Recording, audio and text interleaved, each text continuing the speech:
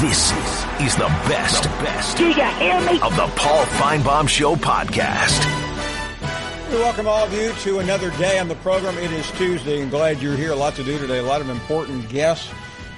Jonathan Allen will join us in a few minutes from the Redskins, talk about a contingent of Bama players heading that way, as well as Darius Geis, the great golfer Billy Horschel, will stop by. Stewart Mandel on college football. Yes, he has a new top 25 out now that spring is over. If you think Alabama and Clemson will be the top two teams, you are correct. It seems like that is every year, and that's seemingly the way it has been lately. Welcome to another program. Glad you're with us.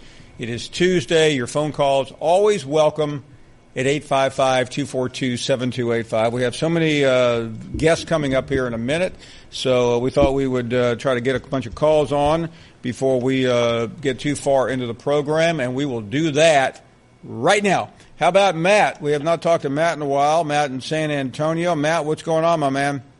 Not much. Well, how you doing, my friend? I wanted to talk about Jimbo. Sure, go right ahead. Matt, let me see if I can try Matt. Yeah, go ahead. I'm sorry, Matt. I missed a couple of sentences of what you said. Go back to where you began. I was talking about Jimbo Fisher. He's on SEC now. He was talking about Texas A&M, what direction he wants to take the program in. Yes. And the quarterback situation. I liked what he had to say about that situation with Kellen Mond and Nick Starkel, how he was saying he liked what Nick Starkel had to do in the spring game. He liked him a lot. But he also liked how Kellen Mond played in that game. Okay. He didn't panic. He came back, and he led his team in that game. And he has a lot to offer as well. And I think he made a good point because a lot of Aggie fans, I'm not bashing my own team, but I love Texas A&M football, Paul, but they're underestimating the fact that this is going to be a two-quarterback race. It's not. You can't assume Starkle's just going to win the job outright. No, I agree with you. Listen, I don't know, Matt. I heard the same interview you did. I'm content to let it play out. I know you're probably anxious to get to the season. We all are. What's interesting about this date, Matt, it is May 1st, May Day if you live in another part of the world. But, I mean, the fact that we are now in May, it means that we can field the season. It's just right around the corner. A couple of months from now, we'll be getting ready for it and have a lot more conversations like that. Don is in Tennessee, and you are next up. Good afternoon, Don. Thank you for the call. Yeah, Paul, you're getting to be my best buddy. I need to respond to something that Squirrel and Daryl said the other day. Don't know if you really want to get into this kind of stuff or anything like that, but Daryl said he'd rather have oral surgery than listen to my calls. Yeah. Well, I want you to give him my phone number, and y'all got it, and I'll set up a meeting with Daryl and Squirrel also. And he won't need oral surgery after I get through talking. After I get through with him. Hold on a second here, Don. I don't know if I understand what you're saying here. Okay. Well, what do you mean? What do you mean by that? I mean, spit it out. What you talking about? I said that Squirrel. I believe it was Daryl that said that he'd rather have oral surgery than listen to my calls. And what I said was, if I'll let y'all give him my phone number, and I'll do y'all a favor, and I'll whoop him. Oh, that's what you're talking about, Don. Yeah, listen, before you cut me off here, y'all got I think you said you had a couple of openings up there. I'd like to apply for them. May have a pretty major one after this show. So, I mean, Don, I take it you're a grown man. Is that a fair? Yeah, buddy, 65, 6'4", 235. Okay, you're 6'4", 235. Uh-huh. And you're over 40 years old. Would that be fair? Yeah, I'm 65. I played basketball and baseball in college. I know you get a lot of calls. That's great. So that's a good 40 years ago, right? Yeah. Okay, you're 65 years old. You're yeah, and you want to fight somebody? I mean, what's going on here? Well, I'm a bad man, and I don't like Daryl. Let me tell you something about Daryl. I know Daryl. I've had lunch with Daryl. I'm friends with Daryl. Yeah. I mean, Daryl is I mean, he's a Marine, number one. Okay. He's a tough guy. Yeah. He's younger than you. Okay. And I've never met you, but I've met Daryl, so I'm going to have to side with. I'm putting $10 down on Daryl. Okay. Well, I'll tell you what I'll do. I'll match that, and then whenever I see you on the road, like I say, you get to be a buddy of mine. I'm not going to call every day. I've got a life unlike Daryl and Squirrel. They probably on disability. But Don, I mean, we're this is a friendly show. I mean, why are you? Yeah. I mean, why would you want to do physical harm to somebody that might do physical harm to you? I'm cutting up. My goodness gracious, Lord have mercy. I'm just trying to. Oh, you're going to cut Daryl up? Is that what you said? No, you can't do that. No, I said I'm playing. I'm joking. Oh, you're joking. I'm not a terrorist. Thank goodness, man. I was afraid that you and Daryl were at 65. I mean, do we need to? I might have to bring the oxygen for you. No, I kind of doubt that. I'll introduce myself to you one time whenever I see you on the road sometime. Yeah, well, you'll see me driving down. Where in Tennessee do you live, Don? Weekly County. I'm from Greenfield. I told you that. Of course, I know you don't.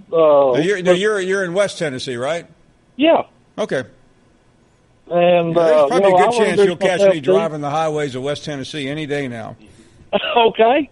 All right. And I'll introduce myself to you, and I'll shake your hand, and then you can tell Daryl that this old boy, I'm playing, okay? I didn't. Now, you said you're okay. Well, I'm just trying to help you. I mean, my best interest is the best interest of callers, and we don't need callers having oral alter. You said something about oral. I got confused there. Porky is up next in Georgia. How are you, Porky? Good, Paul. How you doing? We are doing great. Thank you for the call. Yeah. Hey, so a couple things just wanted to chat about. Want to get your thoughts on Nick Chubb going to the Cleveland Browns. I love Nick Chubb. I think he's a heck of a football player, and I feel terrible for him that he's going to go to the Cleveland Browns. I'm happy for him that he got. I don't know. I think the Browns are going to be. I think with the number one. I think with the number one pick last year, two of the top four this year, and Chubb. I think the Browns might be a team to keep your eye on. Think they might have some life in them? I do. I really do. So. I hope for his sake, because man, he's a good kid and deserves to. I wish him the best of success. And when he got drafted by the Browns, my 6-year-old cried. No, I mean, hey, by the way, a couple of years ago, Buffalo was a laughingstock. They came. I mean, I think you can't help but get that many draft choices and not start to make some progress. Yeah. Okay. Hey, last thing, Paul. I'm a Georgia fan. Georgia's schedule this year, let's be honest, outside of the SEC, they don't have Notre Dame this year. Their schedule's weak. They got a cupcake schedule. Everybody knows it, and they're getting hit for it. But if they win out and they go to the SEC championship, and if they win the SEC championship and run the table, I don't see a way you keep them out of the playoff, even if they have this cupcake schedule. What are your thoughts on that? The schedule will not matter. I agree. They need to schedule tougher. If Georgia runs the table, the schedule won't make a bit of difference. Okay. The schedule, because you're in the SEC, the schedule is only important if you lose a game. It's not important if you go through and beat South Carolina on the road and LSU and Florida and Auburn and presumably Alabama, you're going to the playoff. No questions asked. Thank you for the call. Really do appreciate it. 855-242-7285. That is our number here. Let's continue with more calls. And Ed is up next in Mississippi. Hello, Ed. Welcome to the program. Paul, how are you doing, my friend? We are doing great. Hope you are. I'm doing really good. Listen, Paul, this is my favorite time of the year. We're getting ready for football, and everybody's anxious. But, to me, Paul, I just want to say something. This happens every time of the year. Some of these young men, of course, they're out for summer. They go home, and, we've talked about this before, Paul. They'll end up with the wrong crowd, and here we go. Someone gets caught with someone who has a weapon, or someone gets caught with someone who's got some weed on them, or they end up getting in trouble. Paul, and to me, this is such a shame because these young people have played pee-wee, junior high, high school. Now they're in college football, and it's really kind of a life-changing event. It turns them around. But, Paul, when I was coming up here in the Mississippi Delta, I never was a problem child, never got any problems or anything. But the best advice, Paul, and I hope people listen to this, is the advice my mother and father gave me one day. They said, son, if you run around with people who sell dope or have a bad, attitude, you're not known as an altar boy. You're not recognized as an altar boy. However, let me say this. They also told me, if you run with these people, you may not sell drugs. You may not be a bad person, but in their eyes and everyone else, you are guilty through association. Let's pass that on. Thank you, Paul. Thank you. Great message, Ed. Thank you for the call. So what else will we do today? I mentioned some of the guests. Jonathan Allen joining us shortly, talking about a bevy of teammates. Billy Horschel a little bit later on. Booger McFarland returns to the program, and Stewart Mandel. All of your calls continue, and when we return. You're listening to the Paul Finebaum Show podcast. 855-242-7285. Booger in about an hour and a half. We'll talk to Jonathan Allen, Stewart Mandel, Billy Horschel. A lot of really great guests today on this Tuesday, the first day of May. What does that mean to you? It means we're a couple of days away from Cinco de Mayo. That's what it means to me. Let's go to Neil next. Good afternoon. Neil did not answer the bell. Gator is up next. Gator, go right ahead. Hey, how you doing today, Paul? Okay, thank you. Okay, hey, I was just wanting to know, what do you actually think Georgia will do this year after losing, 31 seniors? Do you really predict them to be in the SEC championship game? I mean, you can't really lose that leadership and all that talent and think that they're going to go back to the SEC championship, do you? Yeah, you can. They've recruited extremely well. I agree with you. They have lost a lot, but if not Georgia, then who, I guess, is the question. Well, as a Florida Gator fan, I mean, everybody's known for the past few years that Florida had a quarterback, it'd be the Gators. That's pretty much all that stopped us from going and doing anything. Yeah, listen, I understand the optimism. I mean, we're talking about Florida now. The Gator fans think they're going to win every year, which puts them on that same plateau with Alabama. Growing up realistically, I think this will be a transitional year for Florida. I think next year and the year after, I think Dan Mullen will be knocking on the door of the SEC. But don't forget, so will Georgia because of incredibly good recruiting. My only issue, if you compare Georgia and Florida, not only is there a quarterback differential, but there may be a slight recruiting differential over the last 3 or 4 years. Yeah, I would agree with that, but at the same time, though, I mean, it's Florida-Georgia, and I think the winner of the Florida-Georgia game will ultimately win the SEC East and play on Alabama for the championship game. I mean, I know I'm being one of those typical Gator fans. No, you are. But I would also urge you to take a good look at what South Carolina has coming back. Don't think you're going to just blow past them. You're not. Let's check in with Andrew in College Station. Good afternoon, Andrew. Yes, sir. How you doing today? Okay, thank you. Yeah, I just want to ask you, any news on, Jalen Hurts so far? You've heard any more about him transferring?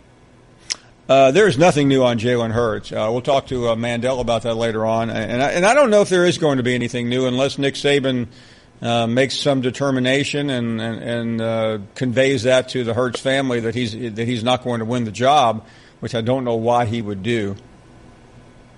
All right. Another question. By the way, I don't think he will, but I think it really comes down to how Saban feels about it and whether he determines that Jalen Hurts, the conversation is going to be a negative. I think he'll play it out until fall camp. That's the guess today. Don't know for sure. The other question I want to ask you: what do you think anything you've seen on Trevor Lawrence that you heard of him or anything about him coming out of Clemson? I mean, I think it's a really good chance we could actually see. Yeah, thanks for the call. I mean, I was around a lot of Clemson coaches over the weekend. They're really high on him now. Kelly Bryant's the starter, but I really believe Lawrence will be the starter by the end of the year. I can't predict what game because it's always hard to. It's like trying to hit a moving target. But everyone is raving about him. Thanks for the call. Do appreciate it. Colby in Arkansas, you're on the air. Go right ahead. Yes, sir. Paul, I watched the show yesterday, and I saw that caller list of the stale, out-of-date has-beens, and boy, were my eardrums busted listening to Desperate Darrell, or should I say 30-minute caller McGee. And where is Jim from, Paul? I forgot. Where's Jim from? Jim's from Tuscaloosa. It doesn't even matter, in the words of The Rock, where Jim is from. But anyways, Paul, thank you for having me today. I'm here, as always, to represent those Arkansas Razorbacks. This morning I woke up. I had my Ralph Lauren polo bathrobe on. I went to that recliner. I had a soothing black cup of coffee in my left hand, no creamer or sugar, since that's for sissies, unless you're into that, Paul. And then I had a dictionary in my right hand. And do you know what it said? What I did, Paul, I went to the letter P section of that dictionary. I saw the word or the name Paul Finebaum. And do you know what the definition said, Paul? I do not. It said the best there is, the best there was, the best there ever will be. Now, my question is this. Well, by the way, I'm starting to really like this guy as a new emerging caller. Keep going, Colby. Well, my question is this, and it's straight to the point. Mr. Finebaum, or should I say Mr. Ratings, because that's you, Paul. You are Mr. Ratings. Yeah. But how serious were the talks between Gus Malzahn and the Razorbacks? Was there a deal in place? I don't care about rumor mills. I don't care about dirt sheets. There's no credibility to those things. I want the stone-cold Paul Finebaum truth. And my second question is this. Who is the Arkansas Razorback football player that everyone should keep their eye on in the Chad Morris era? For me, personally, Paul, Connor Nolan, Greenwood, Arkansas, 4-star quarterback prospect is my pick for the future. You watch out for him in due time. And to answer the question earlier about one's collegiate team, this is what I believe. A lack of patience from the Razorback football fan base would cause a downward spiral for the 2018 football season. We have to give time and patience to Coach Morris and the style of play he wants to implement. As always, you are the man, Paul. Colby, thank you. I don't know what to make out of that call. I mean, this is a guy that came ready, prepared, had a take, was compelling, asked questions, answered them. I mean, it's what it's all about, isn't it? On the Auburn Malzahn question, here's what I believe happened. I believe through Jimmy Sexton, Malzahn's agent, the University of Arkansas said, we want Gus Malzahn. Jimmy Sexton called the president of Auburn because they didn't have an athletic director at the time and said to him, what's the deal? My guy's about to go to Arkansas. Are you interested in giving him a raise and an extension? The president looked around and said, do I want to go through what Tennessee's going through? No, I don't. So he decided with little consultation to give him a 7-year, $49 million contract. That's my opinion, based on nothing but reading message boards. 855-242-7285. Jonathan Allen from the Redskins. We'll talk about some of his new compatriots from not only Alabama but the SEC. The great Jonathan Allen is up next. You're listening to the Paul Finebaum Show podcast. You're not worth a flip. Ryan, I don't know how else to say this, so I'll just say it. What is it, Linda? I think we should see other people. Are you breaking up with me on a roller coaster? Well, we do have a lot of fun. Maybe we should stay together. An emotional roller coaster? Surprising. What's not surprising? How much you could save by switching to Geico. I just need a little me time. Geico. 15 minutes could save you 15% or more. Anyway, welcome back to the program. We've been talking during the break, for those of you away, about this connection between the Washington Redskins and Alabama. We went over a list of about 4 players who are now on the roster. Darius Guice from LSU as well. So why not bring in the All-American? And we talked to Jonathan a number of times since he's left Alabama. Jonathan Allen joins us. Jonathan, thank you, as always, for your time. Good afternoon, and hope the spring has been going well for you. How are you? I'm doing good. How about yourself? Appreciate you having me. Now that I assume, I don't know when the OTAs are, but so what have you been doing since football season? Right now, just recovering. I'm all good to go, ready for next year. As a team, we're running, lifting, getting back into the swing of things. So we're just getting ready for this upcoming season. Good deal. Well, we were talking about a couple of pretty familiar. I mean, you've already seen a familiar name or two on the Skins roster, but let me get your reaction to the draft, especially a couple of Alabama players heading your way. What can you tell us about this? I'm super excited. You know, when I found out we were taking Payne and later on Sean Dion and Cam Sims, those are guys that I've played with and I trust. And I know that they're built tough mentally and physically. So to have a bunch of guys on the team like that, I mean, it's always a good thing. Overall, 12 Alabama players were taken in the draft. I think 5 more signed free agent contracts. Something, I mean, I may have been surprised, but something tells me you're not. You played on this team not long ago. I mean, you know how good these players are. I mean, what makes Alabama so appealing to the NFL GMs and head football coaches? I feel like the consistency that Alabama brings is always a thing that GMs and NFL head coaches are looking for. I mean, you know what you're going to get out of a player. You know how they were coached in college, so there's not too much mentally they can't handle, and that's a big thing, making that step to the next level. I remember, I think it was in Tuscaloosa, Jonathan, we asked you this question, but I want to ask you again for maybe new audiences. But in terms of a transition from a weight room run by Scott Cochran to a defense, obviously you had Kirby as your coordinator, Nick Saban, of course, looking over as well. Is there much of a difference from that process to where you are now? Yeah, I mean, there definitely is a difference. I feel like in college, coaches are trying to, I know this might sound wrong, mentally, I don't want to say break, but mentally test you. They want to see how you're going to act under certain situations. And not to say that the NFL doesn't test you, but it's on a different level. You're an NFL pro. They expect you to be able to be mentally tough and do those sort of things. So you don't do as many things to be tested. But in college, I mean, they're testing you 24/7, all day, every day. You always have somebody on you. So in the NFL, you have to be more self-motivated and be able to do things and push yourself. But, I mean, yeah, I mean, it's tough at Alabama. In terms of doing that, Jonathan, obviously, I mean, you're a really bright guy who was clearly ready for the NFL, but how do you deal with that aspect of it? Because you're right. There's no Scott Cochran yelling at you, screaming at you, trying to make you better. Well, I mean, definitely going to Alabama, you realize what's important. And for us, I mean, you always just want to be the best football player you can. You just have to keep it in perspective and just realize why are you playing the game and use that to motivate you. Before we go, give us your schedule the rest of the year in terms of the OTAs, and then I mean, does training ever stop when you're in the NFL? No, I mean it definitely does. I mean, there's times where you take breaks and recover, physically and mentally, but you always have to be trying to get better. I mean, you're going to get replaced. So I mean, so that's the thing that we're all fighting towards. There's only a certain amount of spots in the NFL, and a lot of people want it. So it's a very competitive market. So you always want to keep the upper hand that you have when you're on an NFL team and always try to get better. Good deal, Jonathan. You have a great spring and summer, and we look forward to seeing you this fall. Thanks so much. Good luck.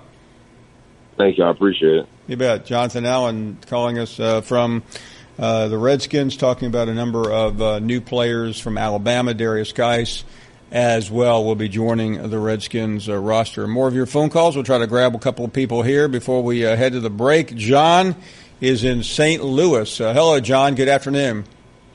Paul, how are you doing, sir? We are doing well. Thank you.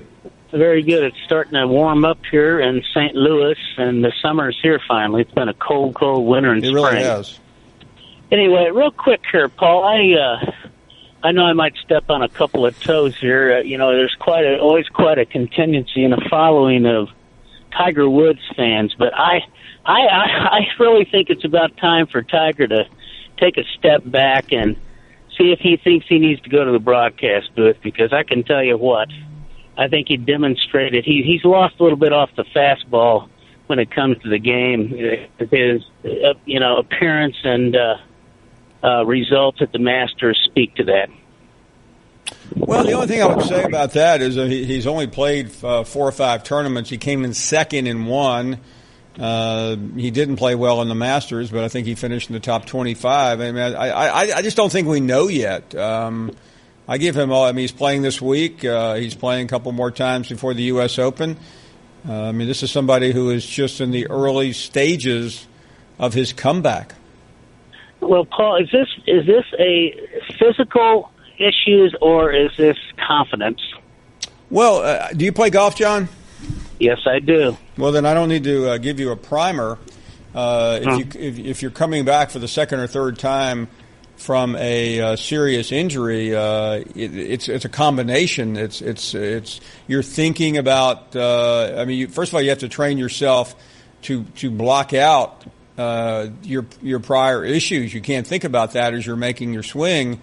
But confidence is one of the most critical aspects of golf. I think you could line up 300 professional golfers from around the world, and there's probably not dramatic difference between them, except when you get 90 yards out in the green, and who can chip, who can putt.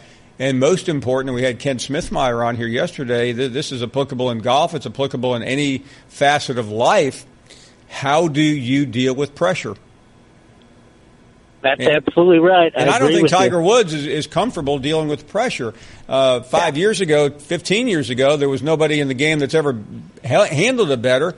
But once you get into that rhythm and once you start hitting the shots and win, you're back in a groove. You're back in that zone. But he's not there yet. He has to play more, and he has to be in contention. And the one Sunday 6 or 8 weeks ago when he was in contention, he handled it really well. Okay. Well, Paul, as always, you really give some great insight. You have a fantastic show, okay? Thank you, John. I'll see you. Yeah, again, I'm not I might have agreed with you 2 months ago, but I think you have to let it play out. I think Tiger Woods has shown that he's capable of coming all the way back. Thanks for the call. Appreciate it. Millie is up next. Hi, Paul. How are you doing? Hi, Millie. Oh, I wasn't surprised when I saw on the show yesterday that Alabama had 12 people selected for the NFL. Were you? No. I think that they're better trained than just about anybody you can imagine. Nick Saban couldn't be the best person, and anybody. I noticed there was a caller today who complimented you on your show. I've always thought that you had the best show in the entire world, and I think you always will. And to me, you're an emperor, you're a czar, and you're a king all at the same time. I'm trying to think, Millie, between being an emperor, a czar, and a king, what would be the best gig? Czar, you normally associate with Russia. Yeah. Emperor, more ancient times, maybe the Far East. King, you know what? I like king. King of Spain, King of England. They both have nice homes. They both have a lot of royal jewels. I think I want to be the king. Yeah, I think you would make a wonderful one. You know, my grandfather, Millie, was born in London, so I've got a little bit of British blood in me. I don't think I have any royal blood in me. So in terms of being a descendant, in terms of a right to the crown, I think I'm probably behind you. Yeah, well, I think that you would have made a wonderful. Would you have made a good queen? I don't know. Imagine Queen Millie. No, I don't know really. The thought sort of, you and Elizabeth remind me a little bit of each other. Do you know something? I was thinking about, it wouldn't have been such a bad idea, but I don't think I would like. A lot of times, Millie, and I'm sure, Queen Elizabeth has been married for however many years, but quite often, back in the day, there were arranged marriages. The fathers of royal blood would mix and match their children. Uh-huh. Yeah, they certainly did. You have some familiarity with that, don't you? Oh, yeah, I do very much so. And, by the way, at the beginning of the show, they had Randy listed as Mark. Oh, so Randy, are you role playing today? What's going on? Role playing in what sense, Millie? Well, the thing of it is that by the way, Billy, do you like to role play? As Mark, and I don't think that you are Mark anywhere close to it. No, I'm not Mark. My name's Randy. Well, I think they fonted me incorrectly earlier. That's maybe what you're. I mean, his name is Randy. He's not Randy, Millie. Randy, Randy is your name, right? Correct.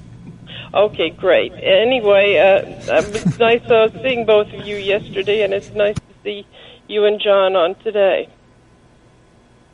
Likewise, hearing your voice, Millie. You never answered me, Millie. Do you like to role play or not?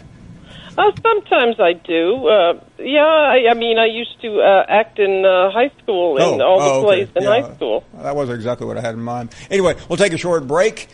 Back with much more. Your phone calls, more guests, more role-playing here on the show. You're listening to the Paul Finebaum Show podcast. Welcome back. We were talking about callers during the break, and we're ready to go again. And let's go to this guy because he's had some of the worst. John Hayes and I were talking about this earlier. He's had some of the worst calls in the show's history recently, and we're going to give him one more chance to straighten that out. Good afternoon, Paul. How y'all doing today? Without me going to him. Paul. Joe, you're under attack here by the guys in the booth. Okay. Well, let me give you one update. I do want to give. I did mention. And by the way, Joe, let me warn you that you are on the shortest possible leash. Okay, I'm going to get. Well, let me just go ahead and get to my point. I did want to say this about my grandson. He did hit his first home run last weekend. Let me interrupt you. Joe. With all due respect, your grandson's baseball career is probably not going to be known to anyone else. So we're all catching up here. So what's your point? Okay, well, I mean, who ain't proud of their grandkids? But I do want to get on the Dallas we're all for Cowboys grandkids, but we need to know we don't know who your grandson is. Braxton Jack. Y'all will hear of him in a few years. Okay, that's interesting. But just saying my grandson isn't interesting. Oh, well, y'all are going to see, because in T-ball level, it's very rare for one of them to clear the field. Okay, hold on a second. Your grandson plays T-ball, right? Right. And how old is he? He's just turned 6 last month. Big-time prospect, Paul. So your 6-year-old grandson has potential as a T-ball player. Is that what you're telling us? Yeah, T-ball. Well, hey, if you're going to play it, be the best, right? I would agree. I'm actually interested in this story. John Hayes, you're obviously not. Well, I mean, they're doing good. They got a tournament coming up this weekend, and I'll let you know how that is. Yeah, please. But could you write me a letter about that and spare us on the? Okay, what else do you want to talk about? Okay, well, I'm going to apologize for talking bad about No. Here's a new thing, Joe. We don't need apologies from you. Take that one out of your repertoire. Okay, well, you've already gone to that. You've gone to that. What do you think about Joe and the influence he's going to do with the Dallas Cowboys? You've gone to the apology routine before. We don't want to hear it anymore. We don't really pretty much care about Bo Scarborough either. He was taken late in the draft. Good for him. Congratulations. What else? Okay, who do you think looks better? Baltimore Ravens with the Alabama players they have. Okay, this is the end of you, Joe. Thanks for the call. I mean, you couldn't. We tried to help you. You kept drowning, and let's get some analysis of that from Matt. Matt, what'd you think of that call? That was awful. I mean, and you got to stop picking on Millie, Paul. I mean, that's like picking on your grandmother. Well, I mean, she don't has have a grandmother to pick on, so Millie's it. Role play? It was a joke, Matt. I know, but you don't think 73-year-old people role play? Paul, did you pick on the blind kid when you were in first grade? Did you go up there and start saying, "Hey, here's the book"? How did you know, Matt? How did you know that? I'm just saying, you don't.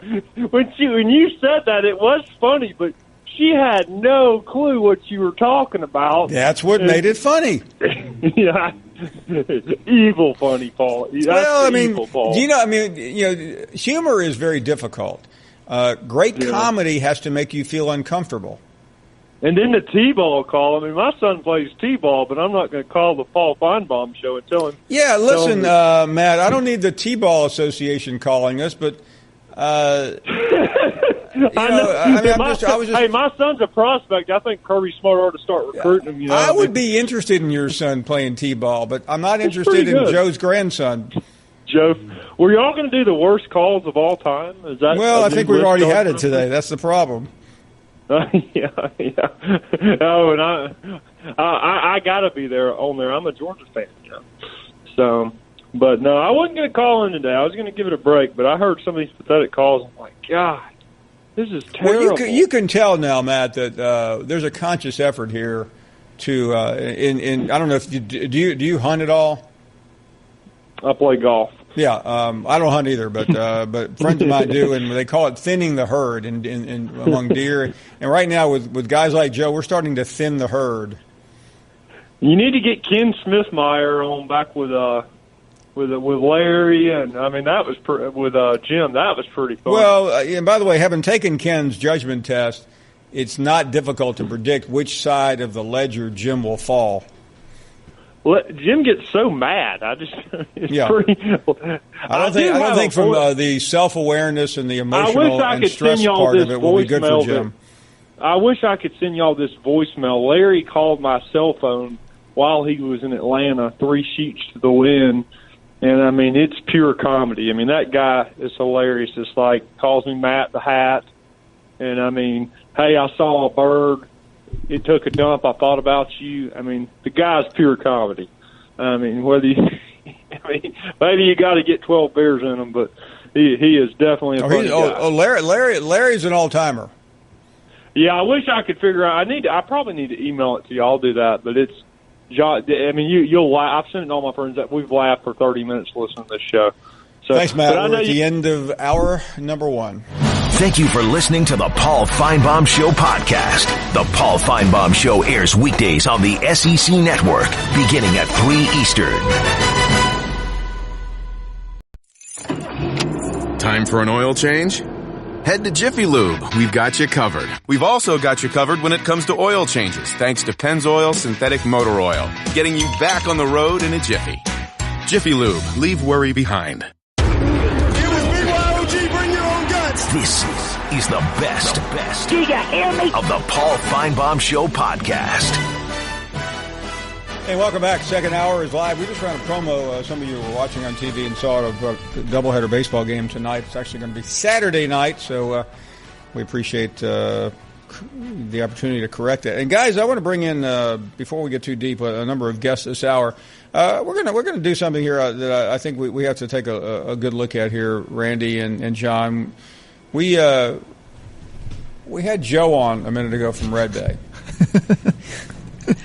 and I mean, we were teasing him, and I think he took it the wrong way, that we were not being kind enough to his grandson who plays T-ball. He's 6 years old. So help me out of this, guys, because I think we probably should apologize to his grandson, maybe not to Joe, but to his grandson. Yeah, especially with the type of season that his grandson is having down there in the T-ball league in Alabama. Yeah, Paul. He's crushing. He's a prospect. Stick with the facts in this situation, and those facts are: Jim from Tuscaloosa, a record 56 home runs in his 6-year-old T-ball league.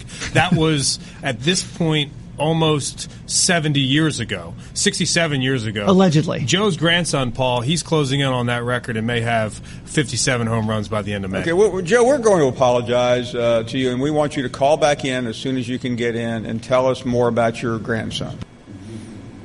So our apologies. Please accept that, and we await your call. Joe from Red Bay.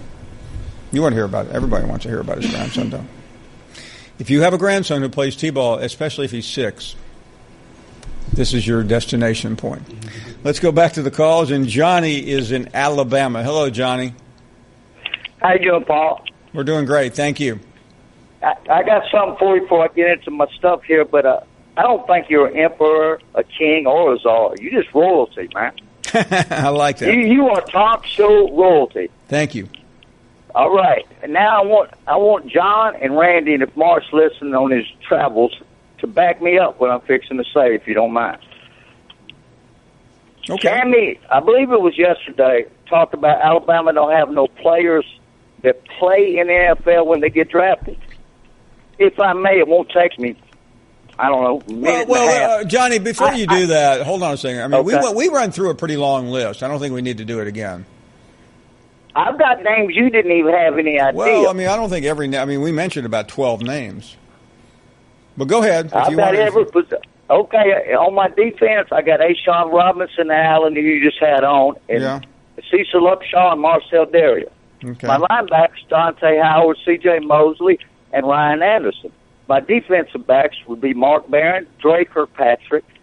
Hold on a second. We were Landy. talking about players who are currently playing, okay? They are playing. All these guys are still playing?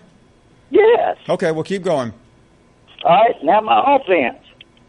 Kelly for the Colts. I can't remember. I think it's Ryan. I may be wrong. Carpenter for the Eagles. Womack for the Lions. Fluker for the Chargers. Robbins for the Giants. Cam Robbins for the Giants.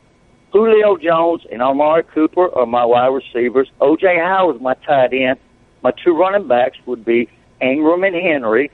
And actually, we have one quarterback in the NFL, and that's A.J. McCarron, and we're going to see how he does. But that's pretty much it. Okay, Johnny, listen, I appreciate you sharing that, and I mean, we covered the highlights of that in the call yesterday. We made sure everyone was mentioned today. Mike in North Carolina, you're on the air. Go right ahead. What's going on, Paul? We're doing great. Thank you for the call. I just want to go ahead and say, hit him with the fine ball. Other than that, Paul, I just want to say thank you for doing the show. It's an awesome show, and I'll hang up and listen, buddy. Thank you very much. Glad to hear from you. Let's continue with Casey in Tennessee. Casey, welcome to the show. Hello, Mr. Finebaum. How are you? How are you, sir? Quite well, thank you. Well, I have 3 points today. One, I grew up a Cleveland Browns fan, and they're not very good at this point. Well, they didn't win a game last year. You're right. Exactly, yeah.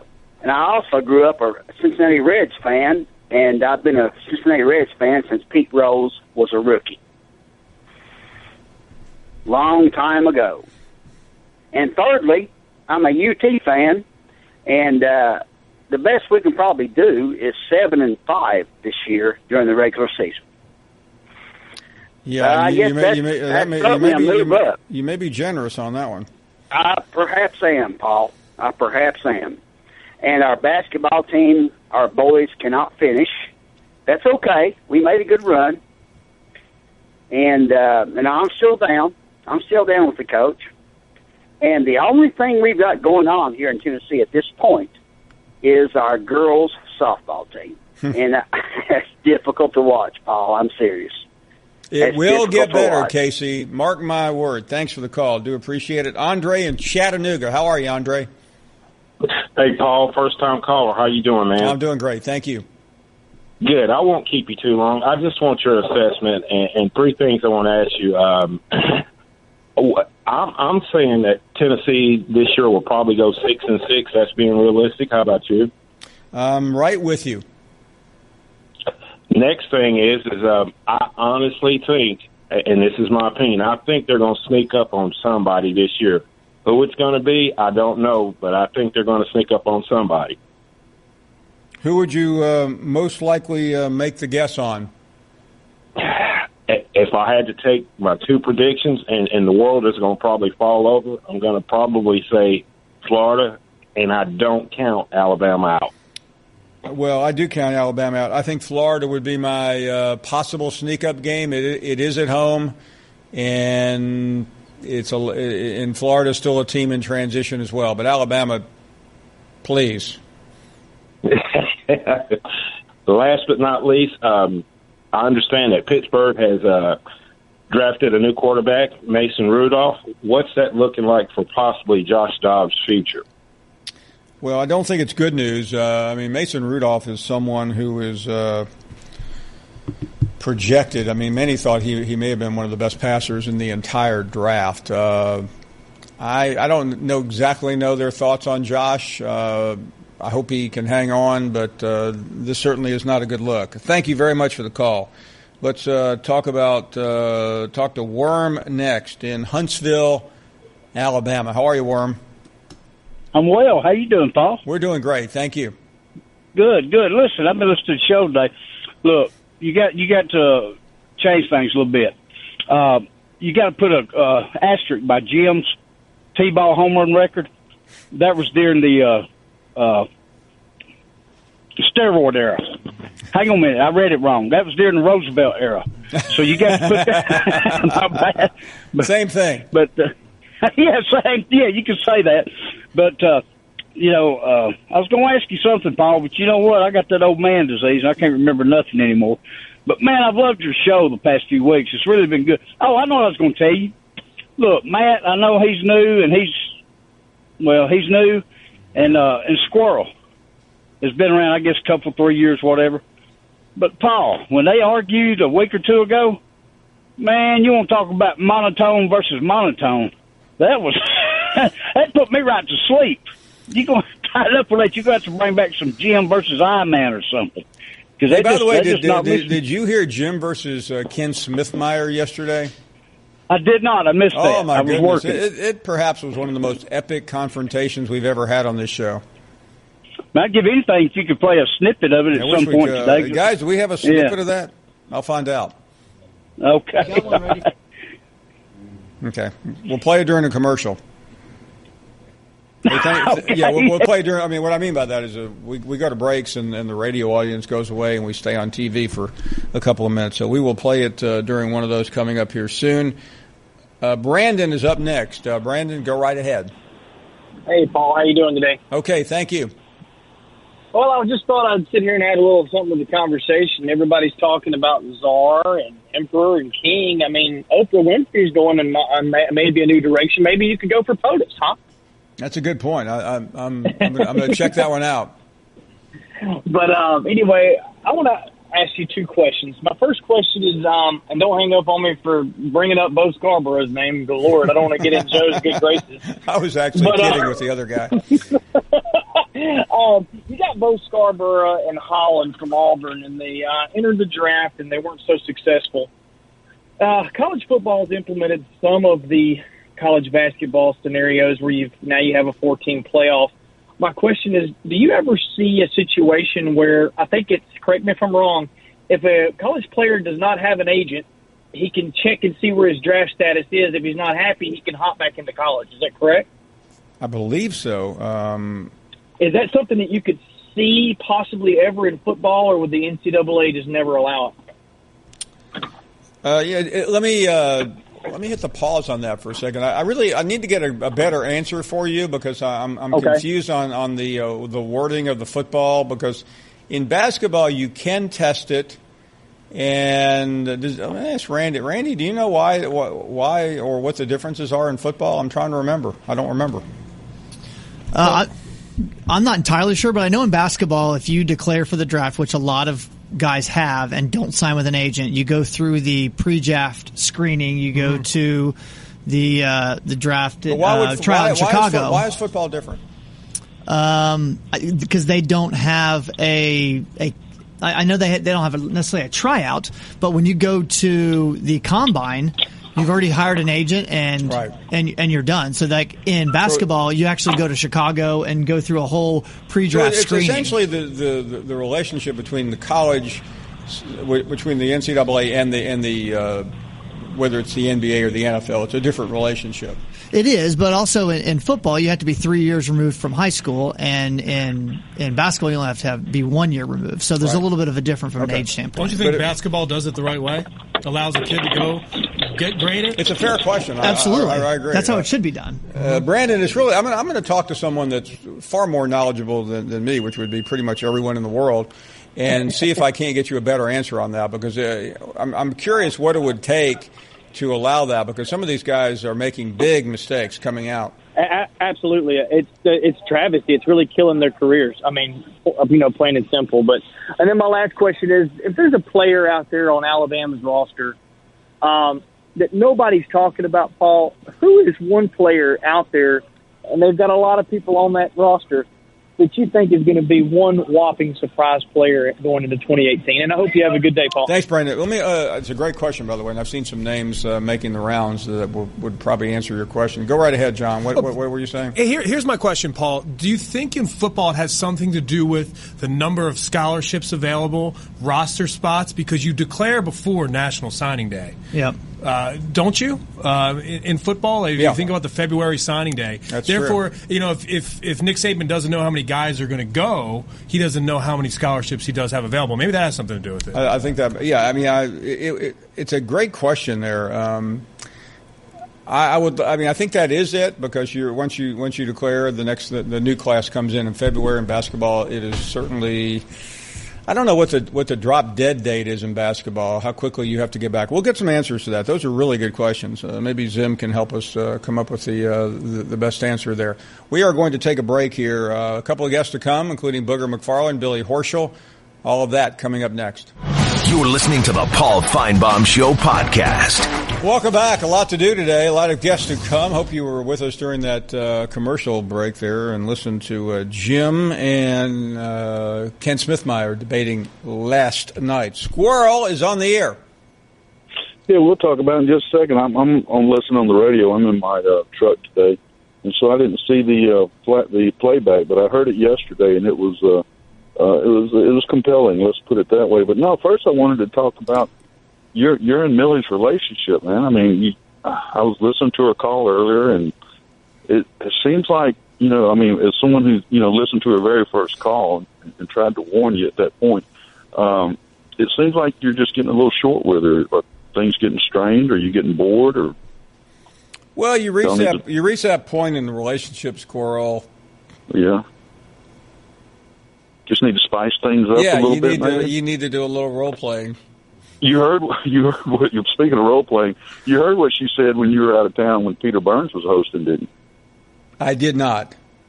You need to go back and listen to the tape. But Peter mentioned something about her, and something to her, and she said, "Well, the one thing she wants to do is go to Charlotte." And she says, "I know Paul doesn't think I have any business there." And to kind of put it, paraphrase it, she basically said that she's a grown-ass woman and she'll go basically anywhere she wants to go. And that she may show up there one day. She certainly is entitled to go any place she wants to, but it's not my decision in terms of the security of this building, who they let in and who they don't. Okay. Well, I'm just telling you what she said. Again, don't shoot the messenger because you don't like the message. But, no, it just seems like you're getting a little short with her, and I'm just kind of worried. We are in a period of the show, and I think we've offended a few people, and I'm sorry my good friend Joe from Red Bay didn't like what I said. Lord.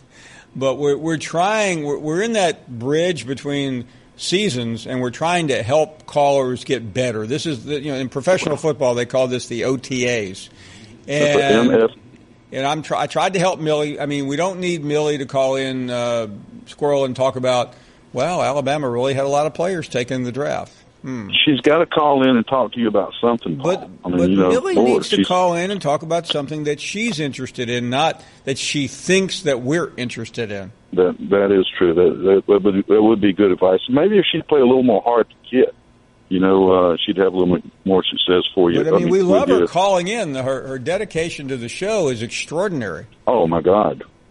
Well, no one will ever question her dedication. I mean, someone who'd write a letter a week to Joe Namath for 500 weeks. I mean, that's dedication right there. And that makes me wonder, one day when you do decide to get off the air and do decide to go hang out by the beach and take it easy, I mean, who's going to be her next infatuation? Would be my next question. But getting back to Ken and Jim's call yesterday, Ken says Jim has a cracked foundation. Is that what he said? Recall that? Do you recall when he said that? Yeah, Ken, by the way, Ken is a very highly respected person in his field. He's got my respect. Yeah. He's got my respect. I thought he was fascinating. And did you call, when you set up the interview, did you have anybody in mind in particular, or was just, you go, I mean. Well, no. I mean, frankly, we were thinking more Darryl than Jim. Okay, I can see that. I can see where he could be in need of help, too. Have you taken that test or that evaluation that he gives? In fact, I have taken it. I took it today. Okay. How many possible outcomes are there? I mean, are you on one side or the other? There are many. As Ken said yesterday, there are no right or wrong answers. What you're basically, and it's a bizarre test. I'm here to tell you that you can't outsmart it, because I think there are some trigger questions in there that are going to they're hidden bombs. And what the test is doing is judging your work ability, your personal self-awareness, how you deal with stress, how you deal with direction.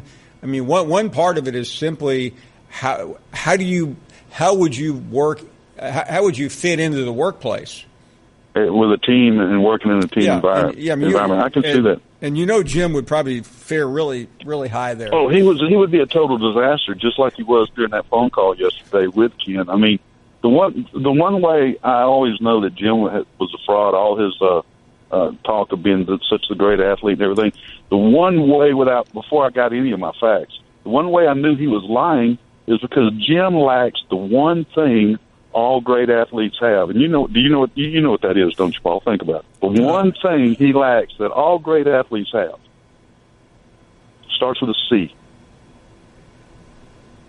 Composure. Confidence? Composure. No, Composure? He's got plenty of confidence. He's got too much confidence. He lacks composure, Paul. Hold on a second, Squirrel. Yeah. You said he has too much confidence. Yes. Yeah, Lord knows it. When you're bragging about your 11th grade career... Do you think he really has any confidence? That's a good... There you go. You may have hit the nail on the head right there. I mean, he may be trying to pump himself up, not pump us up. So maybe, people, again, that's I'm not saying this specific to Jim, but people who tell you how good they are or how good they were, what are they really telling you? Just like people that beg to be on a list. If you beg to be on a list, you really don't need to be on that list. Wouldn't you agree, Paul? Probably. And by the way, I'm victim of all these mistakes in my career. And while we're begging to be on lists, I begged to be on a few lists before. I guess I have too. Thank you for taking my call. Thank you very much, Squirrel. Begging to get off a few lists, too. Billy Horschel, he won in New Orleans the other day, the former University of Florida golfer, is next up on the program. Look forward to talking to him.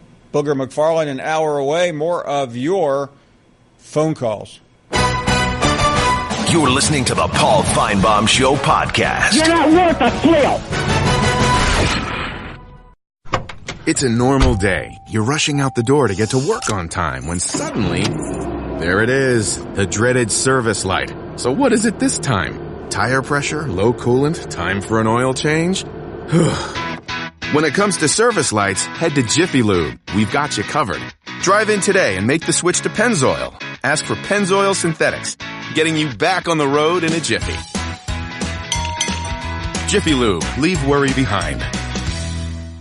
We're delighted to welcome in Billy Horschel, of course, former University of Florida golfer who has been playing very well lately. A couple of top finishes, including with his partner this past weekend in New Orleans, winning for the first time this year. Billy, first of all, congratulations. You have been on a nice little roll the last couple of weeks. Good afternoon. Hey, Paul, how you doing? Yeah, I have been. It's been nice to finally see some results that I have been seeing for the majority of this year. So we play well leading up to Zurich, and I finally get a victory with my partner Scott Piercy in 2018. Still a lot of golf left, and hopefully we'll keep playing well. Yeah, and I guess the obvious question, and I'm sure you're asking yourself now that I've had a top five and now a win, and previous to that a really good performance as well in Texas. I guess the golf season is just barely underway, really, as we head into May. But what do you see the rest of the way? I mean, we got 3 majors left, a lot to deal with, including some pretty big tournaments coming up here soon. Yeah, we have a lot of golf left. Like you said, you got 3 majors, you got the FedEx Cup playoffs, the Ryder Cup. Hopefully what I can just, take this momentum and just keep trying to build on it. Does that mean there's going to be, a victory, in the next couple of weeks? I don't know. But, if I can just continue to build, keep building momentum, keep the momentum and the good play going, then I think, I don't see any reason why I can't play well. I mean, my track record shows once I get on a little run, I had this run for a nice long time. So it's going to be exciting to see what we have the rest of this year. Billy, it's one of the great mysteries in sports, especially in golf. When you get on these rolls, when you don't play well versus when you have the last 3 weeks, is there any real explanation? I mean, other than the score? I think what it comes down to is, when you play well, you get some momentum, you get some confidence, and so if you are having like a little rough patch, you can go back to a good play of really recent form and sort of, talk your way into playing well and getting yourself through the bad little stretch of holes you're playing, compared to if you're not playing well and you haven't had any real success in the last couple of weeks, last couple of months. It's tough to, stay positive and stay confident saying that something's good going to happen here soon. So it's all about just the confidence level and knowing that something has happened recently to give you that extra confidence that you need. Talking to Billy Horschel, 5 career wins. Remember, we talked to him a couple of years ago after his humongous year. Billy, I know you're in New York today. You've got a new line coming out, I think debuting later this year during the PGA. Really anxious to hear about that, and tell us about your day up there.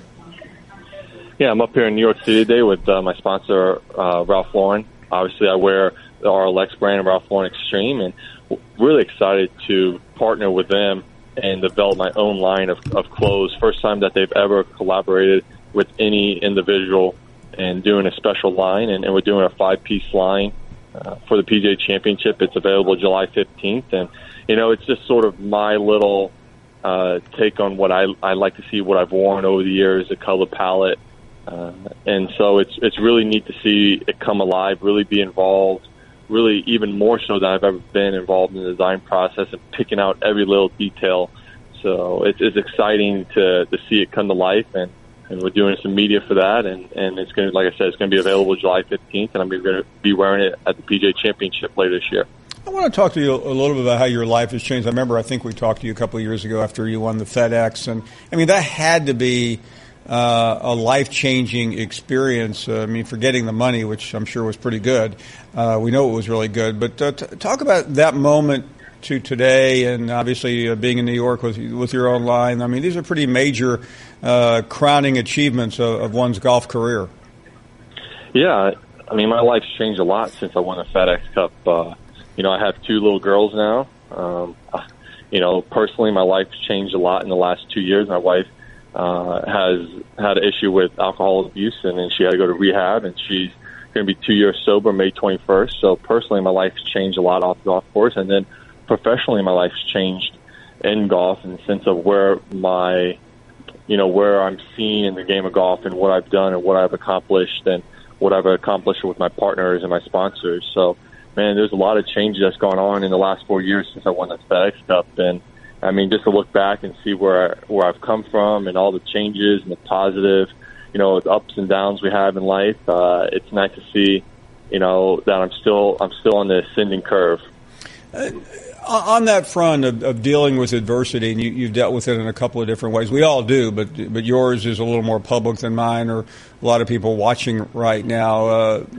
What message, if any, do you glean from all of that? And if you do, and if you did, we appreciate it. We would appreciate if you would share it with our audience. For me, just being, me personally, I'm always trying to get better every day. And, you're not always going to get better every day, whether that's professionally in golf or personally in the way you handle situations, this and that. So, but if you always have the goal or the motto of, I'm going to try and get better today. I'm going to do whatever I can to try and improve my life and try to improve my game of golf or whatever, you do in your life. I think you're always going to be going forward. Now when you look at it in my wife's sense, she just, every day is a new challenge for her. Every day is, okay, today I'm going to do whatever I can to maintain my sobriety, not have a drink. And, with that, sometimes you have to reach out to people. And, I know it's tough for people to ask for help, and, it's the toughest thing to do. But, I have a lot of respect for people who ask for help, who admit that they have an issue or admit that they have a fault, something that they aren't, easily to admit to somebody else. I mean, we all have faults, but not everyone is willing to admit to them. So the people that are willing to come out to, whether it be friends or whether to be a more public atmosphere, to try and help other people with it, I have a lot of respect for those people. Oh, that's an amazing story. Before you go, Billy, we had Wells Padgett on yesterday. He's a young golfer at Auburn who knocked in a 15-footer, a walk-off win for his team to win the SEC championship. And he talked a lot about getting moral support from Jason Duffner. And I know you're very involved as well at your alma mater. Talk about the importance of the University of Florida to your life, because I know we've seen you down there and talked to you down there. It would really be interesting to hear. Yeah, University of Florida is huge. I grew up a Gator fan, always wanted to go to school there. I was fortunate enough that Buddy Alexander, who was a golf coach there for almost 30-plus years, offered me a scholarship, and I took it, knowing that he had a ton of success, developing players and producing PGA Tour players, and these guys have gone on and had fabulous PGA Tour careers and developing even better individuals as well. So going there, learning from him, being around that competitive environment, not just golf, but, when I was there, football, won 2 national championships. The basketball team won 2 national championships. Other sports there won national championships. So when you're around that atmosphere, you want to do whatever you can to be in, to win national championships. You want to have that opportunity to be with the other great athletes at the University of Florida. And, I mean, I miss the University of Florida. Every day I wish I was back in Gainesville, having fun, living the college life, trying to get better at the game of golf. The schoolwork, you got to take the schoolwork. But I truly enjoy every minute of every day that I spent at the University of Florida, whether it was in the classroom, trying to get smarter, I guess, and then on the golf course with Buddy Alexander, my teammates. Billy, congratulations again on last Sunday, as well as today in New York. We look forward to seeing you when we make our swing through the South, and we'll obviously be following you very closely the rest of the golf season. Thank you for your time, as always. Thanks, Paul. Go Gators. You bet. Great to talk to Billy Horschel. It's always nice and always generous with his time. What a great story, and obviously a great golfer. We are going to take a break, get your reaction to that, more phone calls, a lot to do on this Tuesday afternoon. You're listening to the Paul Finebaum Show podcast. Neil is up next. Good afternoon, Neil. Hey, Paul, how are you doing? Very well. Thank you very much. Steve King Ball. I called yesterday. I was your last caller, Vietnam veteran and retired Birmingham firefighter. Oh, yeah. Great to hear from you again. That guy that called yesterday from Athens stating that your callers need to get their facts straight before they call in. And he said they had 5 players from Georgia drafted. Well, actually, they had 6. But also I had a point. How many of total of the SEC players signed as free agents? Yeah, I mean, I don't know that. I know 5 did from Alabama. I'm sure that, and I don't know how that's a deceiving number too, Neil, because I wonder, maybe the guys in the other room know the answer. I wonder how many free agent contracts translate to actually making the roster. Yeah, because the SEC, every school except for Kentucky had somebody drafted this year. Yeah, that is correct. And also, I was going to say, being a firefighter, I worked the Iron Bowl while I was in Birmingham, and couldn't stand Pat Dye for taking that away from me. I'm curious because I find firefighters to be interesting people, to say the least. What exactly did you do as a firefighter, or everything being the answer? Just about everything. Like I say, we were mainly up there for people having heart attacks. Right. But we had to stand during the whole game at the top of the stadium. But it was well worth it to get in free to watch the game. Oh, I bet. No, those were great days. I caught a few of those games at Legion Field. And I understand why. I imagine, as it turned out, I was in Birmingham the other night. Neil had a great conversation with Coach Dye, who looked really good. But he did that, and that may have been one of the most important things he did. For those who don't know, the game used to be in Birmingham. Pat Dye decided, you know what, we had enough of Birmingham. That's an Alabama town. We're taking this game to Auburn, and it created a firestorm. Yes, it did. And also, I met Bear at the Bright Star. Did you really? Yeah, the wife and I were having dinner there, and him and Pat Dye and Mal Moore all walked by our table. And I told the wife, I said, before they get their dinner, let me go get their autograph before I disturb. Oh, my. And it just so happens that Sandra Bullock was at the next table over. Well, yeah, Sandra Bullock, Sandra Bullock's uncle, I think, or father, I can't remember which one it is from Birmingham. I'm trying to remember the exactly what it was, but she's been in and out of Birmingham a lot, and I can't remember. I've actually met her. It's either her uncle or her father. I don't know which one it is. Speaking of the Bright Star, I don't mean to keep saying I'm ran into everybody, but I was at an event, Neil, Saturday night that had 1,500 people. So yeah, I did see a lot of people. But I happened to see Jimmy Koikis, who owns the Bright Star. And when I was home last summer, I say home even though I don't live there anymore, we went out there and he put us in the Bear Bryant booth. I don't know if that's where Coach Bryant was the night you were there, but they established it for Coach Bryant. There's also an Auburn booth. And when Coach used to come by, he would go in there and get a little privacy. And Jimmy told me once, I think Namath or somebody was on a Monday Night Football game, and he asked Jimmy for a TV. He said, "I want to watch the game," and Jimmy didn't have one, so he I think he called somebody at home, and they had to bring in a portable so Coach could watch Bear Bryant on the Monday Night Football game. By the way, Sandra Bullock's father is from Birmingham. Right. Also, there was a gentleman that called about SEC story about having more things on Paul Bear Bryant. Yeah. And there was a film or a documentary, Mama Coddles. It's on PBS. Oh, I didn't know that. Well, I mean, listen, everyone's done that, though. ESPN did the Sports Century on Coach Bryant. CBS did a hour-long documentary on Coach Bryant. I know because I was interviewed for it. So, I mean, I'm not saying I don't want to see it. I'm just saying that there have been a lot of documentaries on Paul Bryant.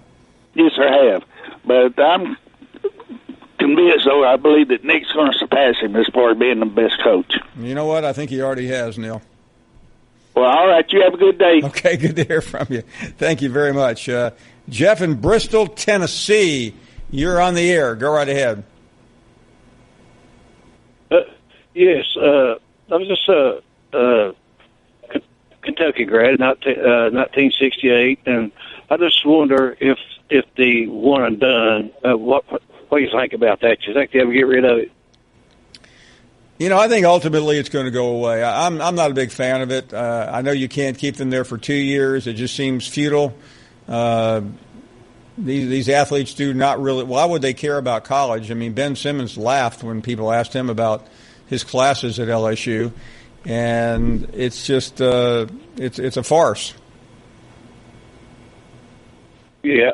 Well, you know, if they're gonna do something like that, they ought to, you know, right now, they ought to make it at least 2 years, not yeah, one. But that's difficult to do, though. You know, I'm really in favor. If someone has the ability and they want to make a living, I think they should be able to do it. I know that it's different in football, but basketball is a totally different game. And if you're ready to go, go. Don't you think it? Don't you think that the one and done situation like that is causing someone else to lose a scholarship? I don't know about that. I really don't. Jeff, I think if you're good enough, you're going to get a scholarship. It's simple. It's really that simple. Thanks for the call. Really appreciate it. We are up against a break. Final 2 hours, we will have Stewart Mandel, one of the best sports writers in the country. He's with The Athletic. And Booger McFarland, I could say the same thing about him. He's one of the best sports broadcasters and analysts in the country. He's with ESPN, and he will join us coming up here in a few minutes. Until then, more of your phone calls after this. Thank you for listening to the Paul Finebaum Show podcast. The Paul Finebaum Show airs weekdays on the SEC Network, beginning at 3 Eastern. It was BYOG, bring your own guts. This is the best Do you hear me? of the Paul Finebaum Show podcast. Welcome back to the program. Glad you're here. It is a Tuesday afternoon. We'll talk to Booger McFarland coming up here shortly, and Stewart Mandel as well. It's been a good show. Appreciate it. Let's continue with more calls. And Steve is in Knoxville. Steve, go right ahead. Hey, Paul, how you doing? We are doing great. I saw the boys over there talking about Jeremy Pruitt and the University of Tennessee trying to make a comeback on that schedule, and I've been a Tennessee fan my whole life. My dad played at Ole Miss in the 60s, didn't go to Tennessee, so we've grown up with it here. And I got to tell you, they just don't ever seem to be able to put together a board of trustees, a president, an AD, and a football coach to get a football team in here and keep it alive long enough. And I mean, Jeremy Pruitt's walked in on a situation. There's nobody left. I'm surprised he's not shocked. They don't have any football players left from what they just went through. And I'm just wondering, how much does a board of trustees have to do with picking, a president, an AD, and a coach? Because, we've been through Phil Fulmer once. He did good for a while, but they got rid of him for a reason. So I'm just wondering, is there ever going to be any hope to be in Knoxville and actually have a real team to root for and not this false hope all the time?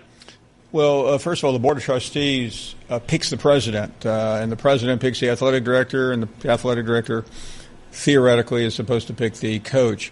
I think in Tennessee's case, you are correct. It has been a revolving door, and in fact, when Philip Fulmer was with us a couple of weeks ago, he made a similar point, and you can point a lot of different fingers at different people. The biggest mistake I think that was made recently at Tennessee was a year ago when a new chancellor picked John Currie over Philip Fulmer to be the athletic director. She rectified it. At what price has still not been calculated, but I give her credit for bringing in Fulmer. He brought in Pruitt. He didn't have any choice. I mean, they were down to a lower level, a lower tier of coaches. They've been through 7 or 8 already. And I think all you can do is hope. And I know Tennessee fans are looking for reasons to believe, and they should. Jeremy Pruitt would have gotten a job somewhere. He's well thought of, but that schedule is difficult, and the talent is rather thin. Do you think he'll be able to recruit? I mean, how long will it take? I do think he'll be able to recruit, but here's the problem, Steve. He's going to have to recruit at an extremely high level. And, even if he has a top 20 recruiting class or a top 15, who will be ahead of him? Will Florida be ahead of him? Will Georgia be ahead of him? Will Alabama be ahead of him?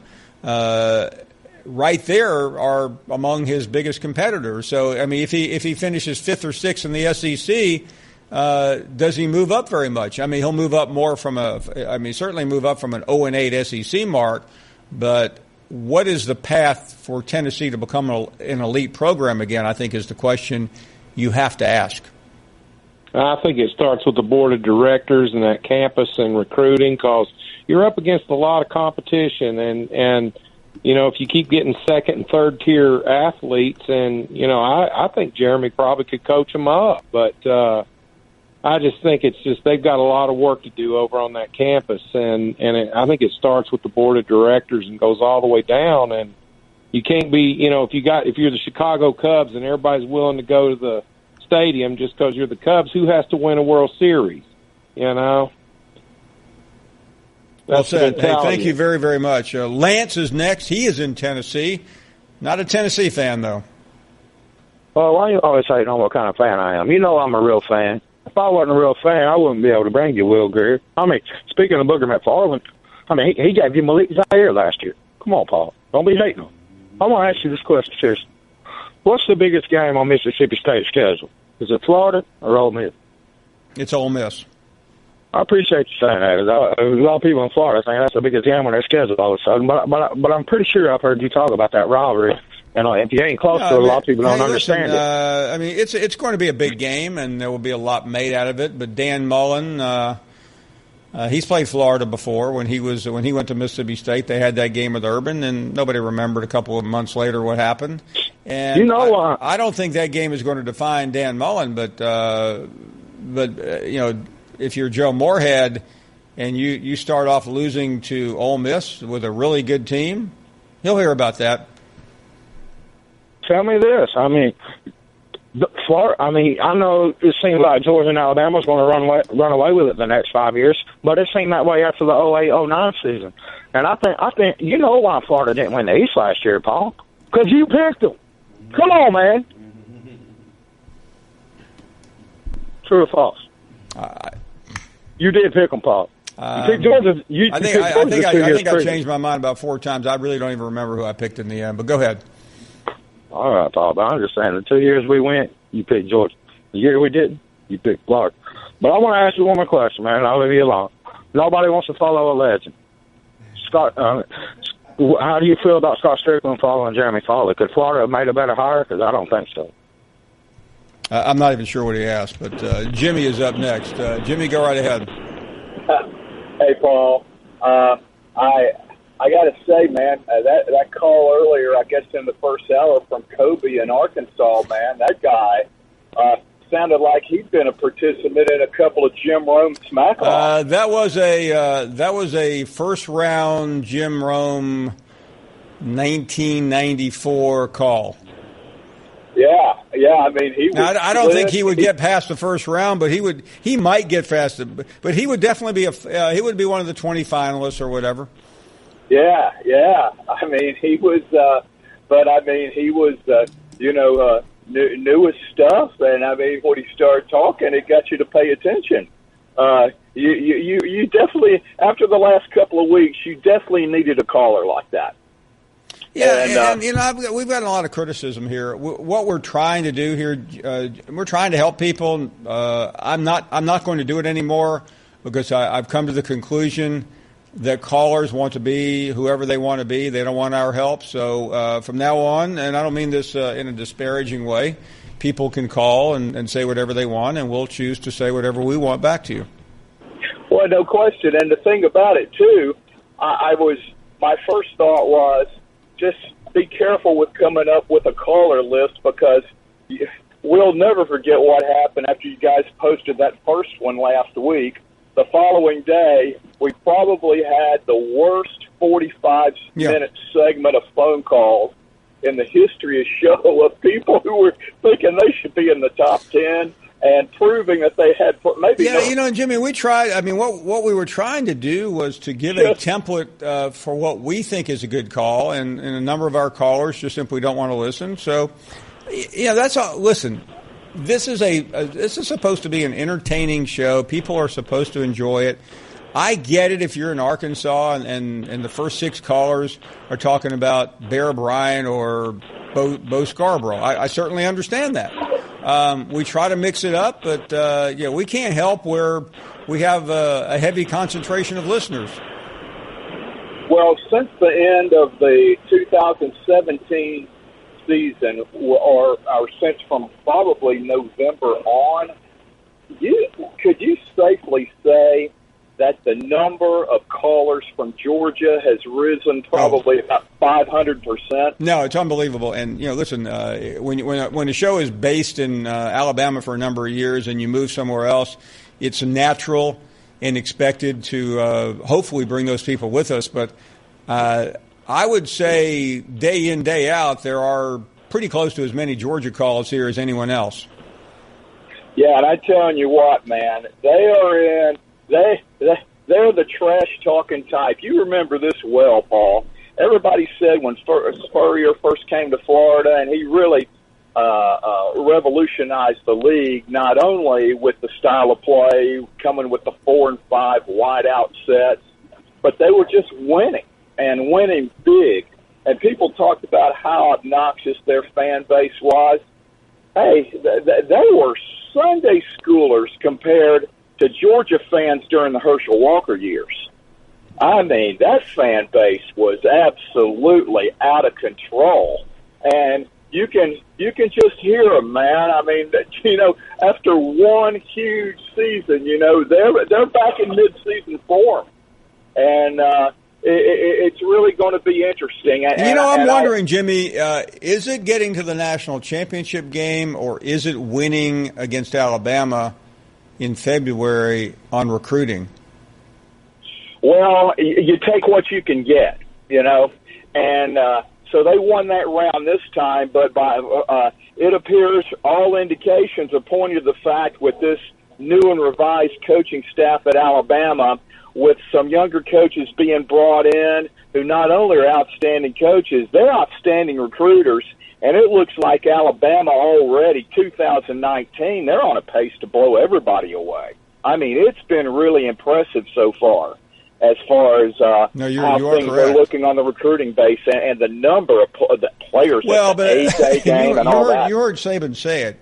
He doesn't make many mistakes, but I think he admitted he made a miscalculation on the new signing date, and most important, he had a shakeup on his coaching staff, which didn't get a lot of attention.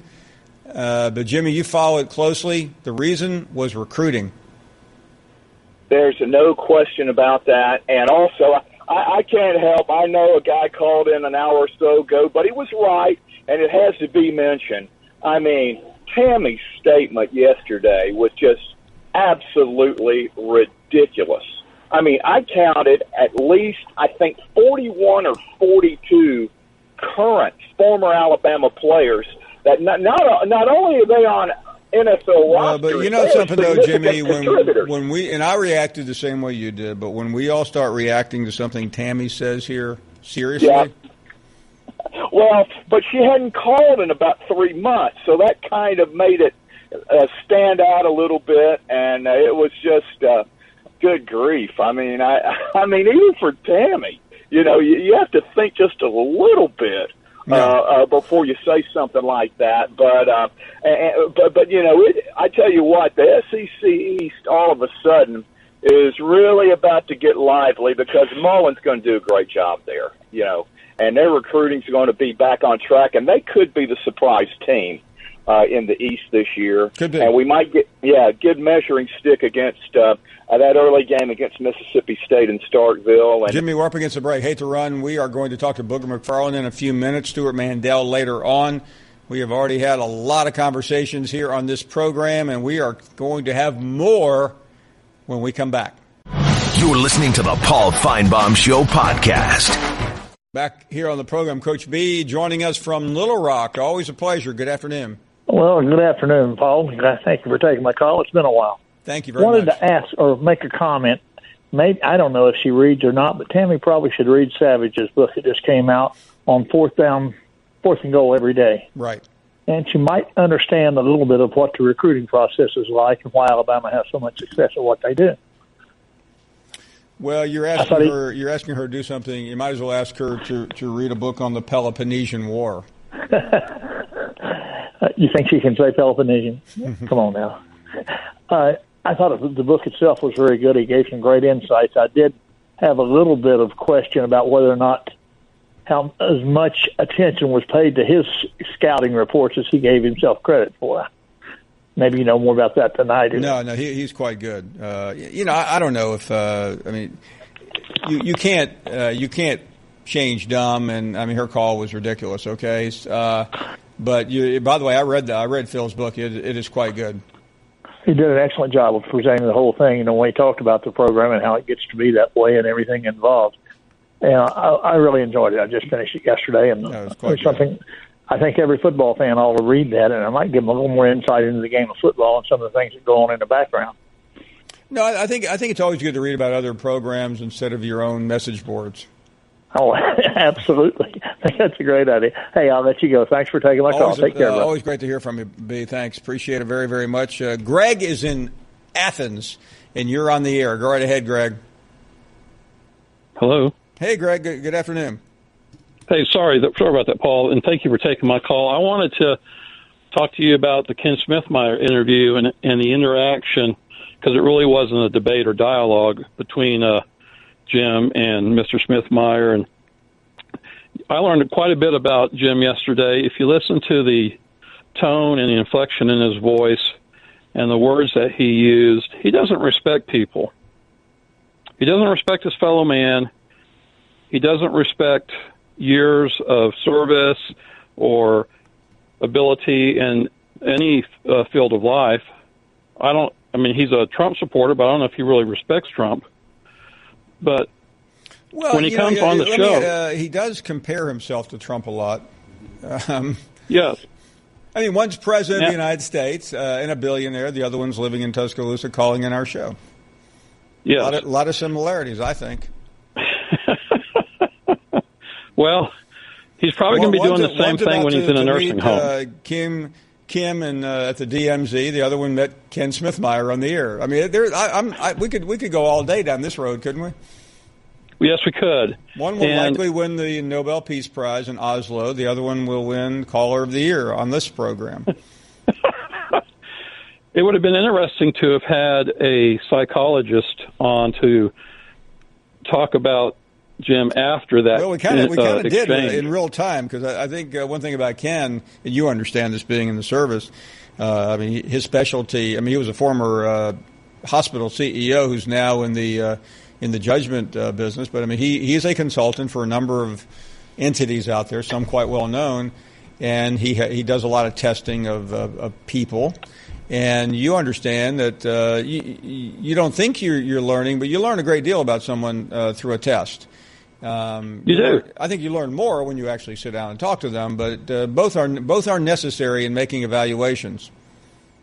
When I volunteered for sub-duty, I had to undergo 3 hours of psychiatric testing. They do a background check. They send the FBI out. Then when you get on board, they give you a specific amount of time to learn about every component from the forward end to aft. And then you have to go through a 4 to 6 hour oral board, and then you're going to have questions that you don't know the answer to that you're going to have to go and look up. And you have to do all of that within a certain amount of time calendar-wise, or you're shipped back up to the surface fleet. And I don't think that Jim has the capability to sit down and have a serious conversation with people about anything, not even his favorite politics. So I just find it interesting that he's the one that has to make the claim that he's better than you or he's better than me.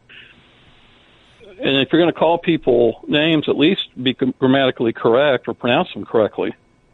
Instead of saying moron to Mr. Smithmeyer, you could have said moron. It might have carried more weight with people, but I just found that he really revealed the true depth of his character, which is very shallow.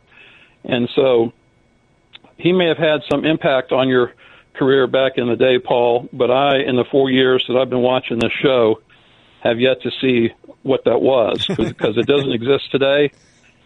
And he's going to be in a nursing home at some point. I think it's a classic example of people who live in different tenses. Some people are hung up on the future, on what's going to happen, some deal in the present, and, some deal in the past. Yes, but I just thought it was very interesting, and would hope that again and have some real dialogue with some of your callers like Daryl.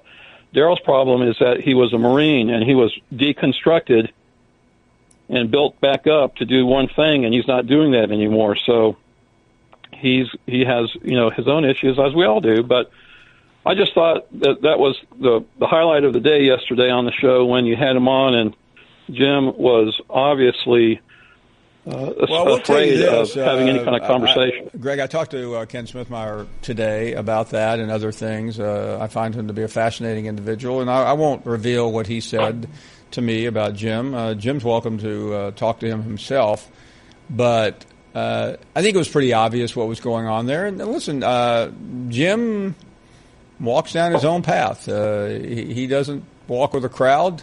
He doesn't want a crowd. He knows which way he wants to go, whether that's the right way or not. We're up against a break. Booger McFarland knows the right path as well. He'll join us. We'll get his take on the upcoming college football season after this. You're listening to the Paul Finebaum Show podcast. You're not worth a flip. We are fired up for our next guest. He is Booger McFarland, and always cool to catch up with Booger. Booger, what's going on? Pete, what's going on, buddy? How are you? I mean, you already got the 18 in today? What's going? I mean, how'd you play? Well, I didn't get 18 in. What I did is I worked out, and Then I had to go to the cleaners and pick up some laundry. It rained for 2 hours, and then I had to go pick the kids up. Okay. Well, I know golf is in your future. Absolutely. You already know that. It's kind of like a kale smoothies in yours. You know? Yeah, well, yeah, that is correct. We know each other well. Hey, okay, Booger, let's wrap up the draft, and we'll get on to some other issues. I know you were there. You studied it. A lot of players that we're familiar with have gone to a lot of teams that we're not that familiar with. Who looks good? Who's a good fit? Well, I got a few guys for you. I'll start with the Redskins. I think the Redskins got a couple of guys that are going to be really good fits. Deron Payne, defensive tackle, Alabama. He's going to help shore up their run defense, give them a lot of stability in the middle. On the opposite side of the ball, Darius Geis. The Redskins have kind of been lacking with their run game, their ability to have a guy that can hammer it home and also catch passes out of the backfield. I think Darius Geis can do that. I think the steal of the draft, if you ask me, is going to be Hayden Hurst. I thought he was the number one tight end going into this draft, and the Baltimore Ravens got him. Ozzie Newsome, his last draft. We all know Ozzie Newsome, a great tight end, University of Alabama. I just think he's a phenomenal GM as he moves on to something else. I like Hayden Hurst. Davis, cornerback from Auburn. He is corner in the worst way because our guy Vernon Hargraves hasn't quite lived up to what he should be. So Carlton Davis should play. And then finally, Duke Dawson up in New England. The New England Patriots need a couple of cornerbacks. I think Duke will have an opportunity to play. So I think all those guys I mentioned will have an immediate opportunity to play and get on the field and play well, Paul. Interesting analysis there. Booger, let's move and look ahead. Spring is over, not only for the draft, but in camps. And I know you mentioned this. I was gone one day not long ago, but I want to go back to it because your comments on Jalen Hurts created quite a ripple around the SEC and around the country in college football. Let's go back to that question, and I sincerely doubt anything's changed because you were talking to us after the spring game, but I want to hit you on that again. Why are you so confident, or are you still confident that Jalen Hurts will be the starter at Alabama? Well, here's what I look at, Paul. I just look at his track record, and we all look at spring games and look at the numbers, and we all have a tendency to be prisoners of the moment. And I think Coach Saban rewards loyalty, and there's no doubt that Hurts is in a quarterback competition, but I also know that Nick understands a guy that understands how to take care of the football. He's done a tremendous job of that. I think 24-2 at the start. He doesn't turn the football over. He gives the defense an opportunity to win. And he's not as flashy as Tua. Doesn't throw the ball as well as Tua. But I think there's something to be said for a quarterback that can be consistent and the coach can depend on. I look at Tua. His ceiling is tremendously higher than Jalen Hurts as a passer. But when you throw the ball as much as he wants to, you're going to turn it over. He threw a pick in the championship game, probably should have threw another pick. So I just think Nick is going to reward consistency and the ability to make good decisions. I think he's going to wind up playing two quarterbacks.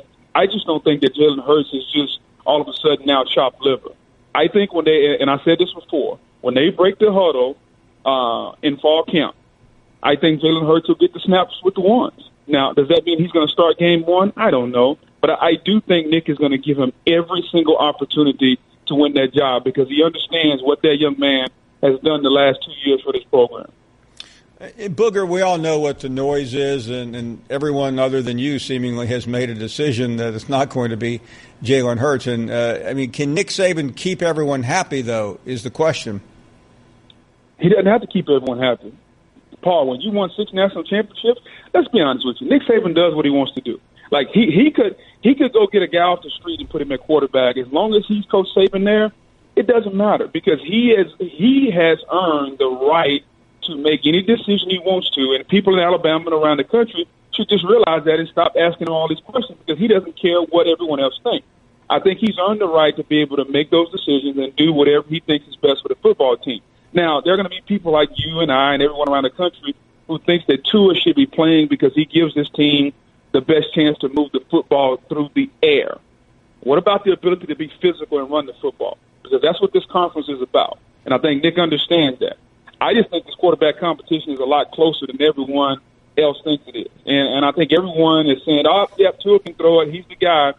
Yeah, Coach Saban's a little different, and I think that Jalen understands that, and I think that the comments made by Jalen's dad don't reflect Jalen. They reflect a parent that wants their kid to play, and so I think Nick understands that, and I think he was blindsided by those comments. When it's all said and done, I think Jalen and Tua are going to battle throughout camp, and I think Nick will wind up playing both of them, but the guy that starts will be the guy that performs best during camp. Talking to Booger McFarland, Booger, when you do this program, every fan base calls up and thinks their guy is going to be the guy, whether it's Chad Morris at Arkansas, whether it's Jeremy Pruitt. And I know you're a realist. In terms of the school in the SEC that has the biggest hill to climb, who is it? Arkansas, and I don't really think it's close, and here's why. When Arkansas was at their best, Paul, they were able to recruit Texas and Northeast Louisiana. They haven't done that the last couple years. Now, I think Chad Morris can get back to that, but are they going to be patient enough? I think Arkansas is going to struggle next year. I honestly think they're going to struggle. I think Tennessee's going to struggle next year. So if you ask me which two programs right now are in the most trouble, I would probably say Arkansas 1, Tennessee 2. I think South Carolina is going to be really good next year.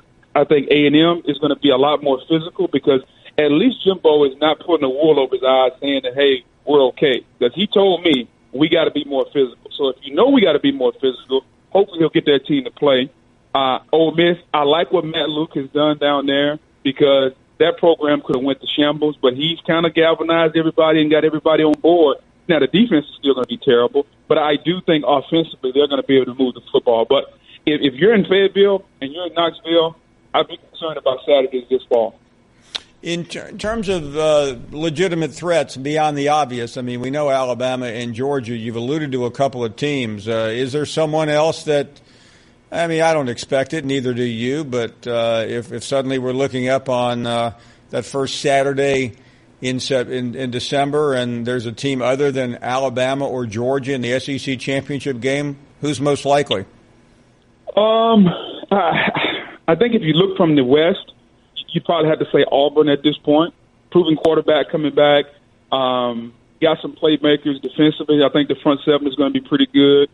From the East, South Carolina's a team that I think in the same situation. I think with Deebo Samuel back, with Edwards, the running backs are pretty good. The quarterback is a veteran guy. Defensively, I think they're going to be better, although they have to get someone to rush the passer. So I would probably say at this moment, Auburn from the West, South Carolina from the East. And let's end with your alma mater. There's a lot of debate about LSU, and you've talked about this in the past, but you have a pretty good handle on it. What's up down there? What's it going to look like when it's all said and done? You know, Paul, I went down there for the spring, and I was expecting to see a bare cupboard. Well, I didn't see a bare cupboard. What I saw was an offensive line that's going to be 7 or 8 deep. I saw a defensive front seven that's going to be outstanding. Defensively, they'll be top 2 or 3 in the conference on defense. They're that good on defense. Now, they can't afford to get anybody hurt because the cornerback position is a little thin. But that defense will be 3 in the SEC, no doubt about it. Offensively, they're a little thin at running back, although they do have a guy in Clyde Edwards-Helaire. The quarterback situation is not as bad as I expected it to be.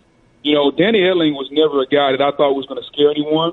They got a couple of guys, Paul, McMillan, Narcisse, Brennan. I think you're going to wind up seeing quarterback by committee because I don't think any guy is going to separate themselves. Narcisse is going to play. He's a left-handed version of Jalen Hurts, however you want to take that. I think that's what he is. I think the other two have the ability to throw the football, and surprisingly, they threw the ball well in the spring.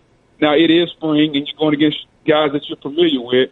But I left Baton Rouge a couple of Saturdays ago, and I was more optimistic than I thought I would be going there. Now, that's saying something because here's a guy who's a realist. I don't think that it's all gloom and doom down in Baton Rouge. They realize the schedule is as tough as anybody in America, and I think everyone is pointing toward Miami. The one thing I can say is now that Matt Canada is gone, I think the feeling or the cloud of whatever was going on down there has been lifted. Evidently, the Matt Canada experiment, although seemed successful on the field, the attitude with the coaches wasn't necessarily what it should be. And I think if you know Matt's history, he's rubbed a lot of programs the wrong way everywhere he's been. Go see Pittsburgh, go see NC State. Go take a look at him. you'll find the same remnants of what he's done. And so I do think, with all that being said, I left there feeling a little better than I did when I took the trip down there, Paul. And finally, and you've alluded to Alabama, but everyone knows Nick, everyone knows the quarterback situation, 2 new coordinators, a lot of moving parts, and it's easy to say, well, nothing is going to change, and they'll be projected to be probably number 1 in the country, maybe number 2 by some people behind Clemson. But as you analyze what's coming back, what do you see? Well, to your point about number 1 and number 2 and number 3, if you asked me today who I would rank and where I would rank them, I think you probably have to put Clemson 1, Georgia 2, Alabama 3, or you could flip them up and mix them up. I think those 3 teams will kind of be right there together. Some people may have Bama 1, but I think those are the 3 teams that are going to be in the top 3, followed by Ohio State and some others. What I see with Alabama is I don't know if they're going to be as physical as we've seen on defense. They're going to be good. They're going to be really, really talented. I just don't know if they're going to be as big and as physical as we're used to seeing this Bama defense. I think they're going to be a lot faster. So maybe you, what you're lacking in size, you make up for speed and athleticism. I think the running back situation is outstanding. When you talk about Harris and their ability to run the football, to me, it's going to be second to none. The key will be what kind of offense they want to run. You know as well as I know, Paul, Nick is a guy who wants to be physical and run the football, which is why I go back to the quarterback position again. Nick is not a guy that's going to want to throw it 45 times a game. He's a guy that's going to want to be physical because he understands how to win this conference. But I think Alabama right now has to be right there. Them and Georgia are the top 2 teams in this conference, regardless of how you put them. I think if you were a betting man, you would bet those 2 teams would meet in Atlanta right now. No doubt. I'm not a betting man, but I'm going to borrow some money from you and put a couple of bucks down. Listen, Paul, with all the money that you have, you could bet for me, you, John, and Mark. Always great to be with you, Booger. Talk to you soon. Hope to see you soon, too. Anytime, PD. Take it easy, buddy. You got it. Great stuff. Booger McFarland, not short of opinions or knowledge. We are up against a break. More of your phone calls. Stewart Mandel, final hour. We're back. You're listening to the Paul Finebaum Show podcast. Welcome back to the program. JD is in Arkansas. You're on the air. Go right ahead. Yeah, Paul, I'd like to apologize slightly for my call the other day. I not a problem. Came on a little bit too strong, and I didn't allow the give and take that a proper radio call should entail. So I do want to apologize about that. So. Thank you. Thank you very much. What I was calling about is one Captain Obvious, a.k.a. Booger McFarland, or maybe the other way around. Anyway, I'm calling about Booger's call. You ask him the two teams that have the biggest hill to climb, or something to that effect, and he obviously looks down there on his on the standings and sees Arkansas at 1-7. Yeah, they're at the bottom. He sees Tennessee at 0-8. Yeah, they're at the bottom. And I just don't understand. I mean, he doesn't seem to do his homework quite well. I mean, JD, hold on a second. Booger McFarland does tremendous amount of. I worked with him every Sunday morning this year, and I don't know anyone who is better prepared. He doesn't care about what happened last year. He takes a look at what's happening this year. That's why he said what he did. Okay. Well, I mean, you can give me that opinion simply because I just told you, isn't an opinion. I didn't give you an opinion there. I gave you fact. I was with him every Sunday morning of the college football season.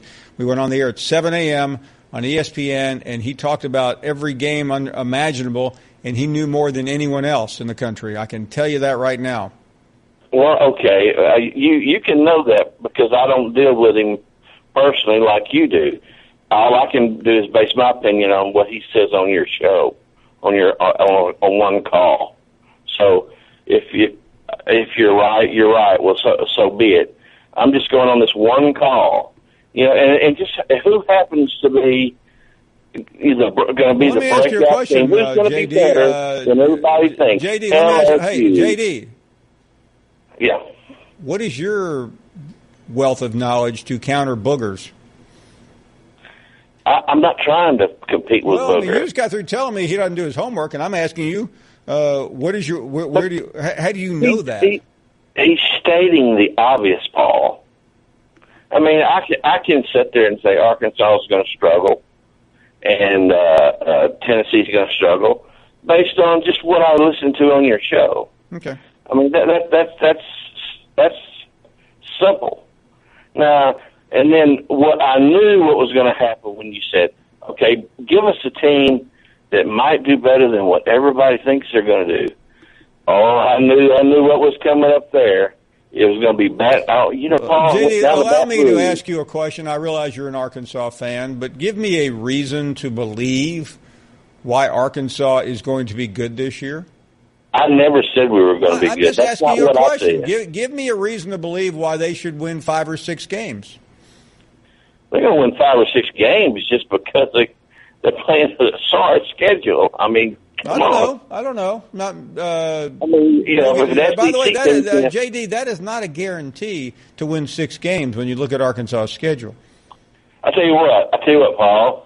I'll make a bet with you. Any amount you want to bet, I'll say Arkansas wins more than 4 games. You say if they win 4 or less. I just got through bringing up 6, and you went down to 4. I feel no. You said no. El Paso saloon getting conjured. Well, number one, JD, I don't bet, and I'm not going to start now. And if I do bet, I like to bet with someone I can at least carry on a conversation with, and I get talked down to. We'll be back for another hour. Thank you for listening to the Paul Finebaum Show podcast. The Paul Finebaum Show airs weekdays on the SEC Network, beginning at 3 Eastern. It was BYOG, bring your own guts. This is the best Do you hear me? of the Paul Finebaum Show podcast. We welcome you back. Final hour is here. A lot of guests: Billy Horschel, Jonathan Allen, Booger McFarland, and Stewart Mandel yet to come. Let's get back to our calls at 855-242-7285. Chris is in South Carolina. You're on the air. North Carolina, Paul. How you doing, buddy? How are you? Where are you? Fairmont, North Carolina. I got it. I apologize. I didn't mean to besmirch your good name. That's okay. Paul, I want to ask you about Alabama. Why do you see them as a top 10 team right now? And I want Randy and John's opinion on that as well. Thank you very much. Why do I see Alabama as a top team? Is that your question? I mean, I think it's pretty obvious. I mean, they have talent across the board. They have so many young players that are just unbelievable. 2 running backs that anyone in America would want. 2 quarterbacks that anyone in America would want. Linemen. Some issues, not issues, but a lot of people in the secondary to replace. But there are a couple of names that you probably haven't heard of that you will hear of immediately during the game. Thanks for the call. Appreciate it. Let's talk to Kevin up next. Kevin, go right ahead. Oh, Paul, I just wanted to tell everyone not all Razorback fans are delusional. And, JD, if we can win 6 games this year, it'd be a great thing. People in Arkansas like to look back to the year that Houston Nutt took over from Danny Ford. And let all you people in Arkansas know, whenever Houston Nutt took over, we had Clint Sterner, who was an NFL quarterback, future NFL quarterback. We had Brandon Boylesworth, who was a 3rd-round draft choice by the Indianapolis Colts. Of course, he tragically died. We had Anthony Lucas, who was an NFL receiver. We had David Barrett as a corner. We had Carlos Hall as a linebacker that all played in the NFL. We don't have that talent today. And for people to be wanting to put, pressure and say that McFarland, he's an expert. He knows these things. If we win 6 games this year, I'll be ecstatic. If we can go. Well, listen, he is he's an expert. He's giving an opinion too. And we're all wrong. We're in a business. Booger's on the front line, but he's not shy about it. He just gives you his opinion. He bases it on whatever he bases it on. And if he everybody's wrong. I mean, come on, that's what analysts are. That's what they do. They make predictions, and about half of the time they're right. Hey, thank you for the call. I do appreciate it. We had a caller on a couple hours ago, and I think we all I treated him poorly, and I apologized and asked him to call back, and he has done that now. Joe, go right ahead. Good afternoon, Paul. And it's water under the bridge. He's a tough young man, and he's doing all right. That's water under the bridge. But I do want to apologize, Paul. I've been a fan for years, and I tried my best. And I know you give me constructive criticism, and if you just know how my daily life just is, I mean, that's kind of what got me listening to your show to start with. I mean, I had to wake up taking meds. I had to go to bed taking meds. And in between, I'm trying to run a little bit of a, business on my own on the side. And when I mean on the side, I don't make enough to where it messes up my disability. And I try. But I wanted to mention, especially Jonathan Allen, you had him on. He's a great, great, great guy. And I think the Washington Redskins has really bulked up their defense. It seems like they want to build up the whole team on on Alabama. It seems like it. But, I'm kind of lost for words because, I've had a bad day. And, again, if I was out of line saying, doing anything, I'm sorry. Let me assure you, Joe, nobody was out of line but me. So you have nothing to apologize about. I made a mistake. I am sorry. I think you know that. And these things happen sometimes. I know that, Paul. But, sometimes sometimes I don't think before I talk. And, sometimes it takes a while before I even get in and I listen to other callers and I get sidetracked. And, I'm trying, and I do appreciate the like I said, constructive criticism because I like to try to bring something. You will no longer get any constructive criticism from us because we're out of that business. We tried it. It didn't work. Well, I'm going to try to make it better. And No, Joe, listen, the key to this show is not telling people what to say or how to say it. It's letting them be themselves. Okay, so I'm going to try to be less of an idiot on there. Well, no, I want you to be if you're an idiot, that's who you are. I want you to be, Joe, yourself. That's what's made you such an interesting caller to this show. Well, you've had good, I've cut it on and off, and, I've had mixed emotions, but you've had some real good calls today. Hey, listen, you really have. Joe, you have to be who you are. And whatever you are, I think you're a great caller, you're a great grandfather, you're proud of your grandson. That's why you told us what you said earlier. And that's who you are. That's who you should be when you call in this program. Well, I appreciate that. And I will end with something that's totally me to start with. Jim from Tuscaloosa, I don't think he's a chicken butt sniffer. I think he smooches them. He does the French smooch on the chickens. I think he does. Oh, my goodness. And I hate hearing him. I didn't know that was possible. Well, Jim could probably make it possible because he does the impossible. Y'all know that. And Daryl, I'm not the only one that hates Daryl. There's a lot of people that don't like Daryl, but I do want to apologize to Squirrel because Squirrel, I've jumped on him, and he's done nothing to me. Nothing. And he tries to, he's civil. He don't, use vulgar language. And so the Squirrel, I love your call, Squirrel. And, I'm going to listen to some of your great callers and try to improve on myself. And I go back to see my doctor Thursday, and they're going to redo some of my scripts. But I have had a lot of anger issues lately. I've been lashing out at, a lot of people. Listen, first of all, Joe, let's close on that. I've met you before. I know what you're going through. You explained that to me when we met in Tuscaloosa. So I'm the one who used poor judgment, not you. So I want you to continue to take care of yourself and continue to call this show. Are we good? We're good, Paul, and y'all have a good day, and I do appreciate that very much, Lee. And I am going to play the podcast back to my grandson because I know he would really, because he loves you, Paul. He calls you Uncle Paul. Will you tell your grandson we're proud of him? He's the best 6-year-old T-ball player in Northwest Alabama. Well, he'll love hearing that, Paul. You know, even if it ain't true, he'll love hearing that. Well, I think it is true. I said it. Well, thank you very much, Paul, and y'all have a good day, and we'll talk soon. You got it. Be well, Joe. Hi, man. Will you back me up on that? Yeah, I'll back you up. And you know, key word, you don't have to try to be you. That ought to be natural and normal. It ought to come natural. You don't have to try to be you, me, or anybody else.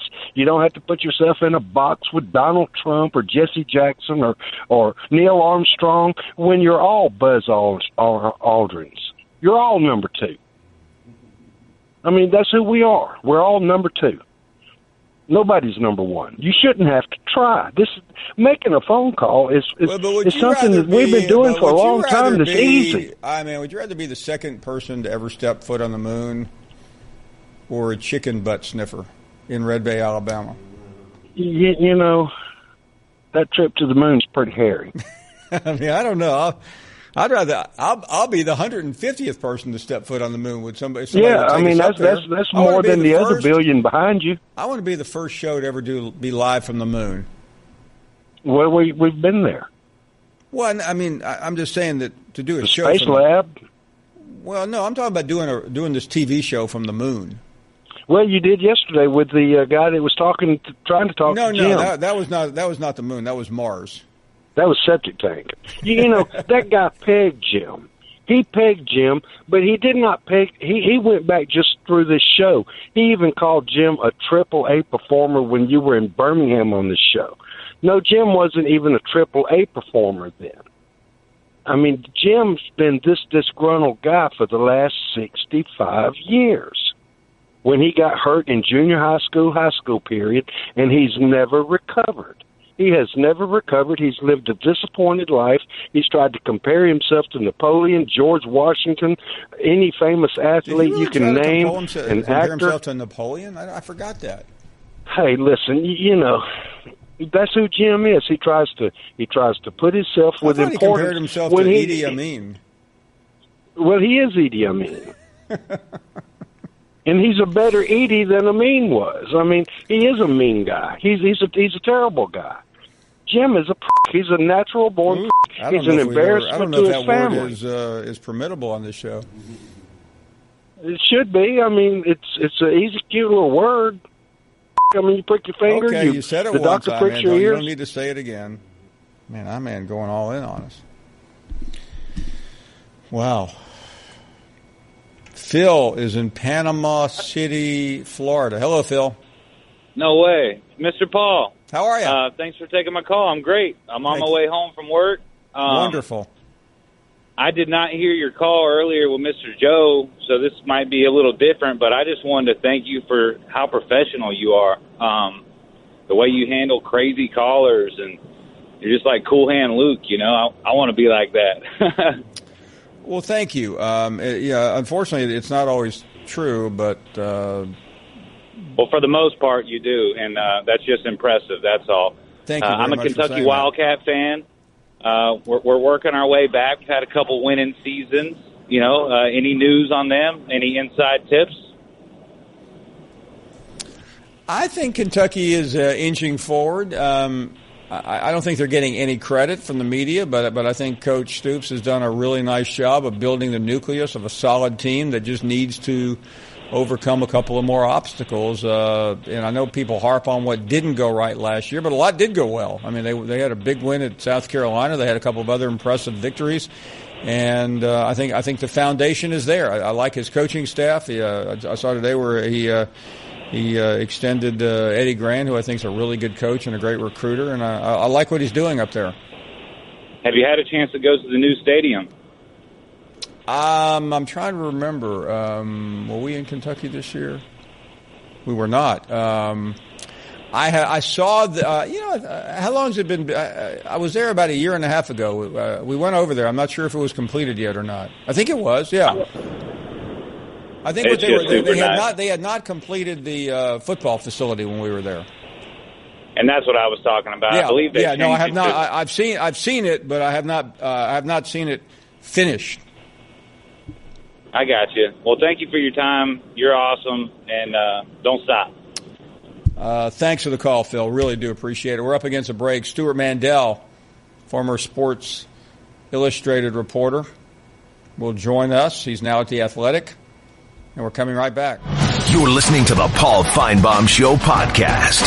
Back to our program during our commercial break there. We were showing Stewart Mandel's new top 25. You can see it in The Athletic. Stewart joins us. Stewart, good afternoon. Thanks for the time. We're not surprised by Alabama. We're not surprised by Clemson. And this is kind of a silly question, but Georgia at number 6 any other year, that would be great. It seems like a drop-off. What gives? I know, Paul, how things have changed so quickly in a year that now that's considered an insult to Georgia. You know, I have every reason to believe that this is not a one-year thing, that Kirby Smart's got that program heading in the right direction. I do think that was a heck of a senior class that played a role in reaching the national title game last season. And, you know, it's probably not realistic to think they're back in the national championship game immediately without Sony Michel, Nick Chubb, Roquan Smith. I know he was a junior. The other seniors that started at linebacker. So maybe just a little one-year hiccup. But, I mean, if they're 6th in the country, that still means they'll be in the mix, you know, all the way through the season. Yeah, no, I mean, we're obviously joking. It doesn't mean very much at all. It means that they probably would have lost the SEC championship game, and hard to imagine losing another one. And I mean, they're the clear favorite in that division. So even with some, you know, quote unquote rebuilding, and it's more like reloading, it would still be surprising, I think, if anybody other than Georgia ends up representing the East in Atlanta. How do you differentiate? It may be impossible because we've been this is about the 3rd or 4th year I think we've had this issue, 3rd year. How do you differentiate between Clemson and Alabama? You flip a coin, or you say it's an even year and an odd year. I went to both schools this spring. I think they're both obviously, you know, kind of operating at a higher level than everybody else right now. And you know, my thing with Clemson, I mean, both teams have these very unusual quarterback situations where, you know, normally when you have a quarterback competition, it's because nobody has distinguished themselves yet. In this case, you've got Jalen Hurts has obviously distinguished himself. Kelly Bryant took Clemson to the national to the playoff last year, and they're both fighting for their jobs. So that's obviously a good sign. You know, I think Clemson's probably got more experience across the board, more proven pieces across the board than Alabama, but I just their quarterback situation makes me a little bit uncomfortable. I think people are going to be clamoring for the freshman Trevor Lawrence to replace Kelly Bryant. It's kind of a difficult situation. However, the Alabama situation turns out, I have a lot of faith that Nick Saban will handle it. Will handle it the right way. You have Washington number 5. That's interesting. They were in the playoff a couple of years ago. They opened the season against Auburn. Tell us about Washington. You know, it's a rare situation where you've got guys who've been doing this for 4 years now. Jake Browning is entering his 4th year as a starting quarterback, and he's had a lot of success there. Myles Gaskin, I think, is one of the more underrated running backs in the country. He's entering his 4th season. They've been very good at defense year in and year out since Chris Peterson's been there. So, to me, they're quite clearly the class of the Pac-12. They had a good season last year, but they had a lot of injuries, and so instead of finishing in the top 4 like they did the year before, they, you know, went to a New Year's Six Bowl, went to the Fiesta Bowl. If everybody's healthy, I think this team definitely makes another run at a Pac-12 championship. I want to jump off the top 5 for a minute and go to 25. You had Florida there, Dan Mullen's first season. I mean, coming off of a disaster. Give us your take on Florida first and then LSU at number 21. Well, I think one of these SEC teams that had a disappointing year last year and changed coaches, at least one, will rise up and have a surprising season. So if you're looking at that group, I kind of lean toward Florida. I don't think the talent was as bad as the record indicated last year. I just think things got away from Jim McElwain, and then he ends up getting fired very abruptly, and I think that season just got away from them. Dan Mullen is a proven commodity. He's got quarterbacks there that have looked promising, and maybe they're not going to be superstars, but I think he can develop them. And then obviously as opposed to A&M with Jimbo Fisher, who's got to play Clemson and Alabama in the first month of the season. Florida with a little more manageable schedule. You know, I'm a little down on LSU, not going to lie. It seems like we're in the upteenth straight year of trying to figure out what their offense is going to be, who's going to emerge at quarterback. And I think one troubling thing for them is at least you could always count on at least in the last few years, a Leonard Fournette or Darius Geis at running back. Even there, I don't know that they have that big-time guy. They'll be very good on defense, as they always have been. And so I do still have them in the top 25, but I couldn't see putting them, up into the top 15 or 20. The other two SEC schools listed, Auburn at 12, Mississippi State at 14, new coach, but a proven quarterback. Tell us about those two in terms of your ranking. I probably would have had Auburn a little bit higher, and then they had two of their best receivers go down with ACL injuries in the spring. I mean, that's a tough one. I know they've got other guys that they feel good about, but spring is supposed to be a time of optimism. They're one of the few programs that had kind of a rough spring, but otherwise, obviously, Jarrett Stidham will come back and be one of the I assume one of the top quarterbacks in the country, and I think really very good on defense as well. And Mississippi State, you're right, new coach in Joe Moorhead, but he's kind of being handed a roster that I think if Mullen had been there again this year would have very high expectations. Nick Fitzgerald will be back from that injury. Got two really good defensive linemen. That's a team that if you're looking for somebody outside of Alabama to make a run in that division, I guess besides Alabama and Auburn, that would be my next bet in that division. Talking to Stewart Mandel, Stewart, just a little more broadly, you mentioned you have Alabama, Clemson. You have Ohio State and Wisconsin next. Very interesting. Certainly not a surprise with Ohio State. I mean, they're just perennial top five. What about Wisconsin? Well, Wisconsin was 13-1 last year. They played in the Big Ten title game the past 2 years. I think they're kind of a boring team, and people take them for granted at this point, but they do win 11, 12, 13 games pretty much every year at this point. They just haven't gotten over the hump and actually won the Big Ten title game. But Jonathan Taylor was a breakout star for them as a freshman at running back. T.J. Edwards, their Butkus finalist. I think a lot of people were surprised he didn't turn pro. It's a team coming off a great season that on paper should be even better.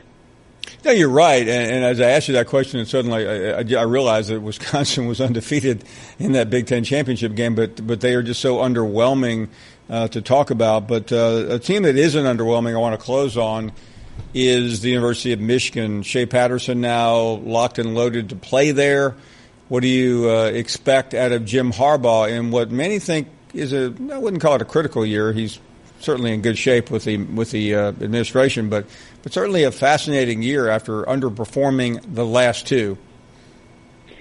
You're right. I mean, with Shea Patterson eligible, it's kind of a no excuses type situation now for Michigan. They've got that was the missing piece. Offensive line is still a bit of a question mark, but other than that, loaded on defense, good skill players, and now they've got a quarterback. So I think there's an expectation that when you're Jim Harbaugh and you're that high profile, and it's year 4, you should play for, if not win, the Big Ten title. The problem is it's just a brutal schedule they've got this year, where they've got, obviously the good teams in their own division, but also Wisconsin from the other division. They open at Notre Dame.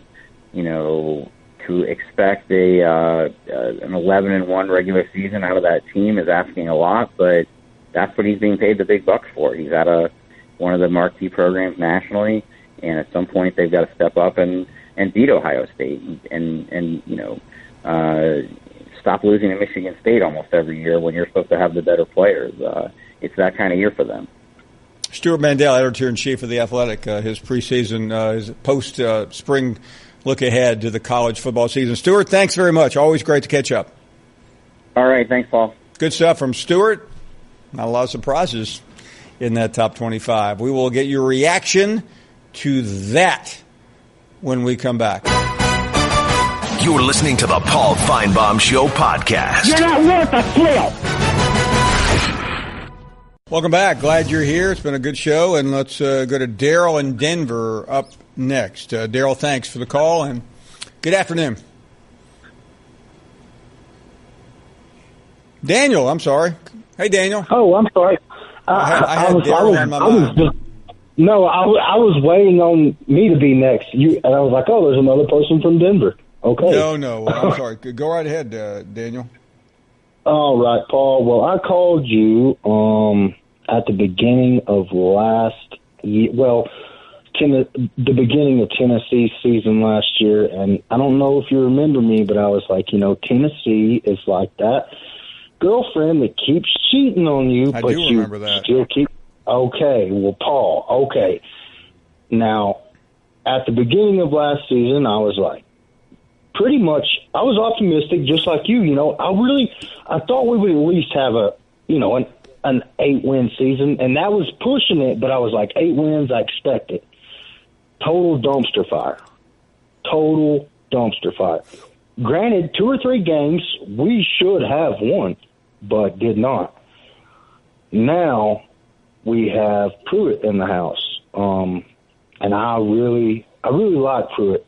I love that he came from Alabama. I hate Alabama as a Tennessee fan, but I love that we have. I would consider Pruitt an elite to be on a Saban staff.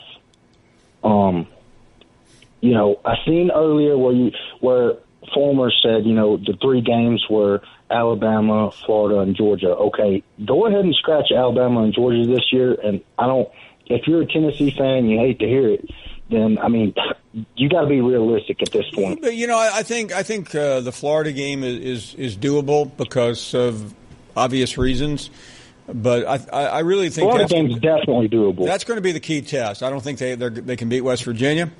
But I don't either. First game. But I think Florida. We don't know about Florida yet. Dan Mullen alone is not going to make that program win the game. He is a very good coach, but that is a vulnerable game for the University of Florida. Daniel, thanks for the call. I do appreciate it. Good to have you on board. Let's check in Todd in Kentucky. Todd, go right ahead. Hey, Paul. Hi there. Hey, I was calling. Is Mark busy? Well, I'm sure he's busy, but he's too busy to come. He's not here today. Oh, man. Well, I thought I'll just have to ask you instead. As Mark already knows, but I'm a lifelong Notre Dame fan. I was just calling since I don't have a conference. I've adopted your television show as my platform. That's all right with you. What's your thoughts on Notre Dame football this year? I think they're going to be pretty good. I misread Notre Dame last year, but give Brian Kelly, almost called him Chip. Give Brian Kelly some kudos for changing his staff. He made a lot of important changes. He's lost 1 or 2 coaches already, but I think he shored that program up. And I think Notre Dame's got a chance in the first weekend to beat Michigan and really set the template for the upcoming year. Drew is in New Jersey. Remember Drew from yesterday, the 10-year-old? How are you, Drew? Good. Hi. So today I was thinking about what to call, and the first thing that came to mind was a few teams that I've really never talking about. And you know which ones those are? I have not talking at all about Texas A&M. I noticed that. Do you remember any time I've talking about Texas A&M? Are you asking me, Drew, do I remember you talking about Texas A&M? No. Yeah.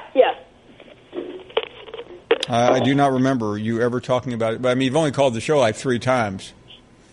No, I've called at least 6 times at least. Okay. Well, let's double it, and I'm accurate now. So one of my questions was, how did Texas A&M get this far in basketball this year? I can't believe how. Let me ask you a question here. First of all, Texas A&M was good 2 years ago in basketball. They made it to the Sweet 16. They had some injury problems last year. They lost a couple of key players, and then they got it going again this year. That's how they got to the Sweet 16 again. Yeah. Yeah, Drew, they got pretty far. Let me give you a memo here, okay? I realize you're 10. Mm-hmm. Basketball season's over. Yeah. No one cares about basketball anymore. But I think the NBA is alive and well, but college basketball is taking a break. Yeah. Okay. So by the way, so what's going on with you right now? I I was like, why not call the show today? Who was that in the other room? Mom. Hi. I want you to thank your mom for letting you be one of our youngest callers. Thanks, Mom. Yeah, you're welcome. So back to what I was saying. I have the Texas A&M football schedule right now on the computer, right on Smash. Now let me right on Smash. From what I'm looking at, hey, it's by a the way, pretty Drew, easy football schedule. have you adopted a team yet? What do you mean? I mean, are you? I realize you live in New Jersey, but is A&M going to be your team? In college football, you mean? Yeah. Yeah. Well, no. It's always going to be like Alabama, maybe Rutgers, if they're going to turn out good this season. But so back to Texas A&M. Okay. I have their schedule right now. It looks hard and easy. NW State, I don't even know what that is. Well, LA that's why Monroe, never heard of that. Hey, Drew, slow down. NW State is Northwestern State. They're in Louisiana. Oh. That will be a win. Clemson will be a loss. UL Monroe. It looks like they're doing the northern and central part of Louisiana. Then, so they have two big wins over Northwestern State and Monroe, and one loss to Clemson. And then here comes Alabama. That's a loss. Yeah, that's always hard. Arkansas is critical. I think they'll win that game. Then Kentucky. Can really? they beat Kentucky? You think Arkansas is going to beat Texas A&M? No, I said Arkansas. A&M will win that game. Oh, okay.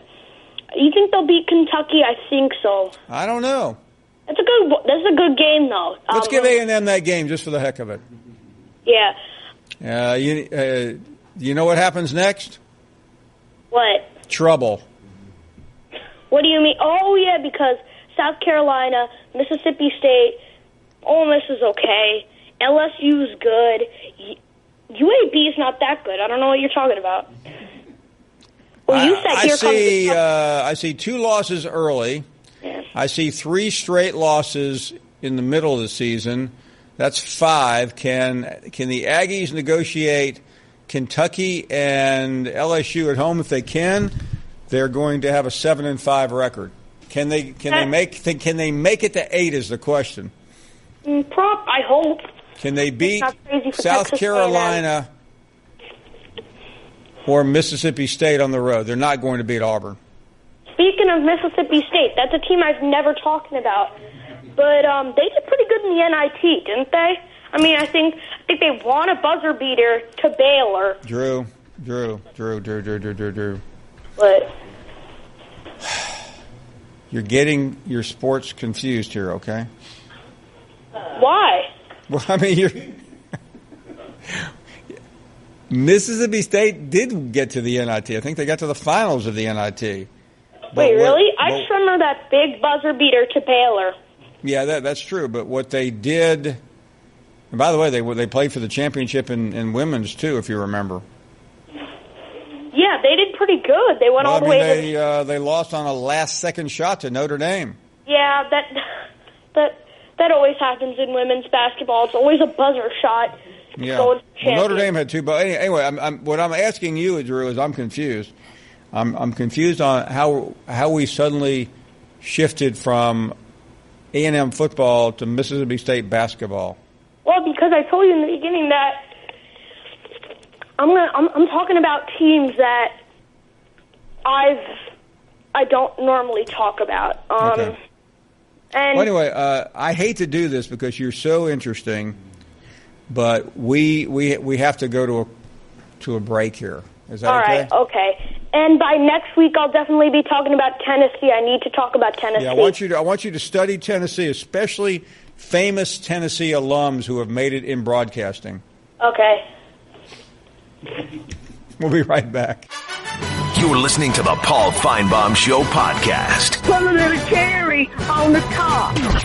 Welcome back. We don't have a lot of time, so we'll try to make up for lost time. And we went from our young friend Drew, who is 10 in New Jersey, to Homer in Louisiana. Homer.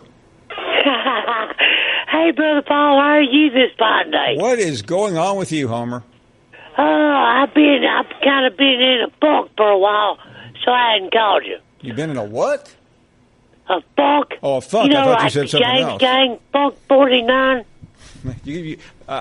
Homer, I got to tell you something. You make me extremely nervous every time you say the word funk. Oh, yeah, because I swear so much. Well, you be careful, okay? I'm trying to keep this job for as long as I can. No, Brother Paul, funk. F-U-N-K. I got it. Let's move on to a different word, okay? Okay. But before you go on, why have you been in this? I'm actually afraid to say it now. Funk. Just sometimes I get sad.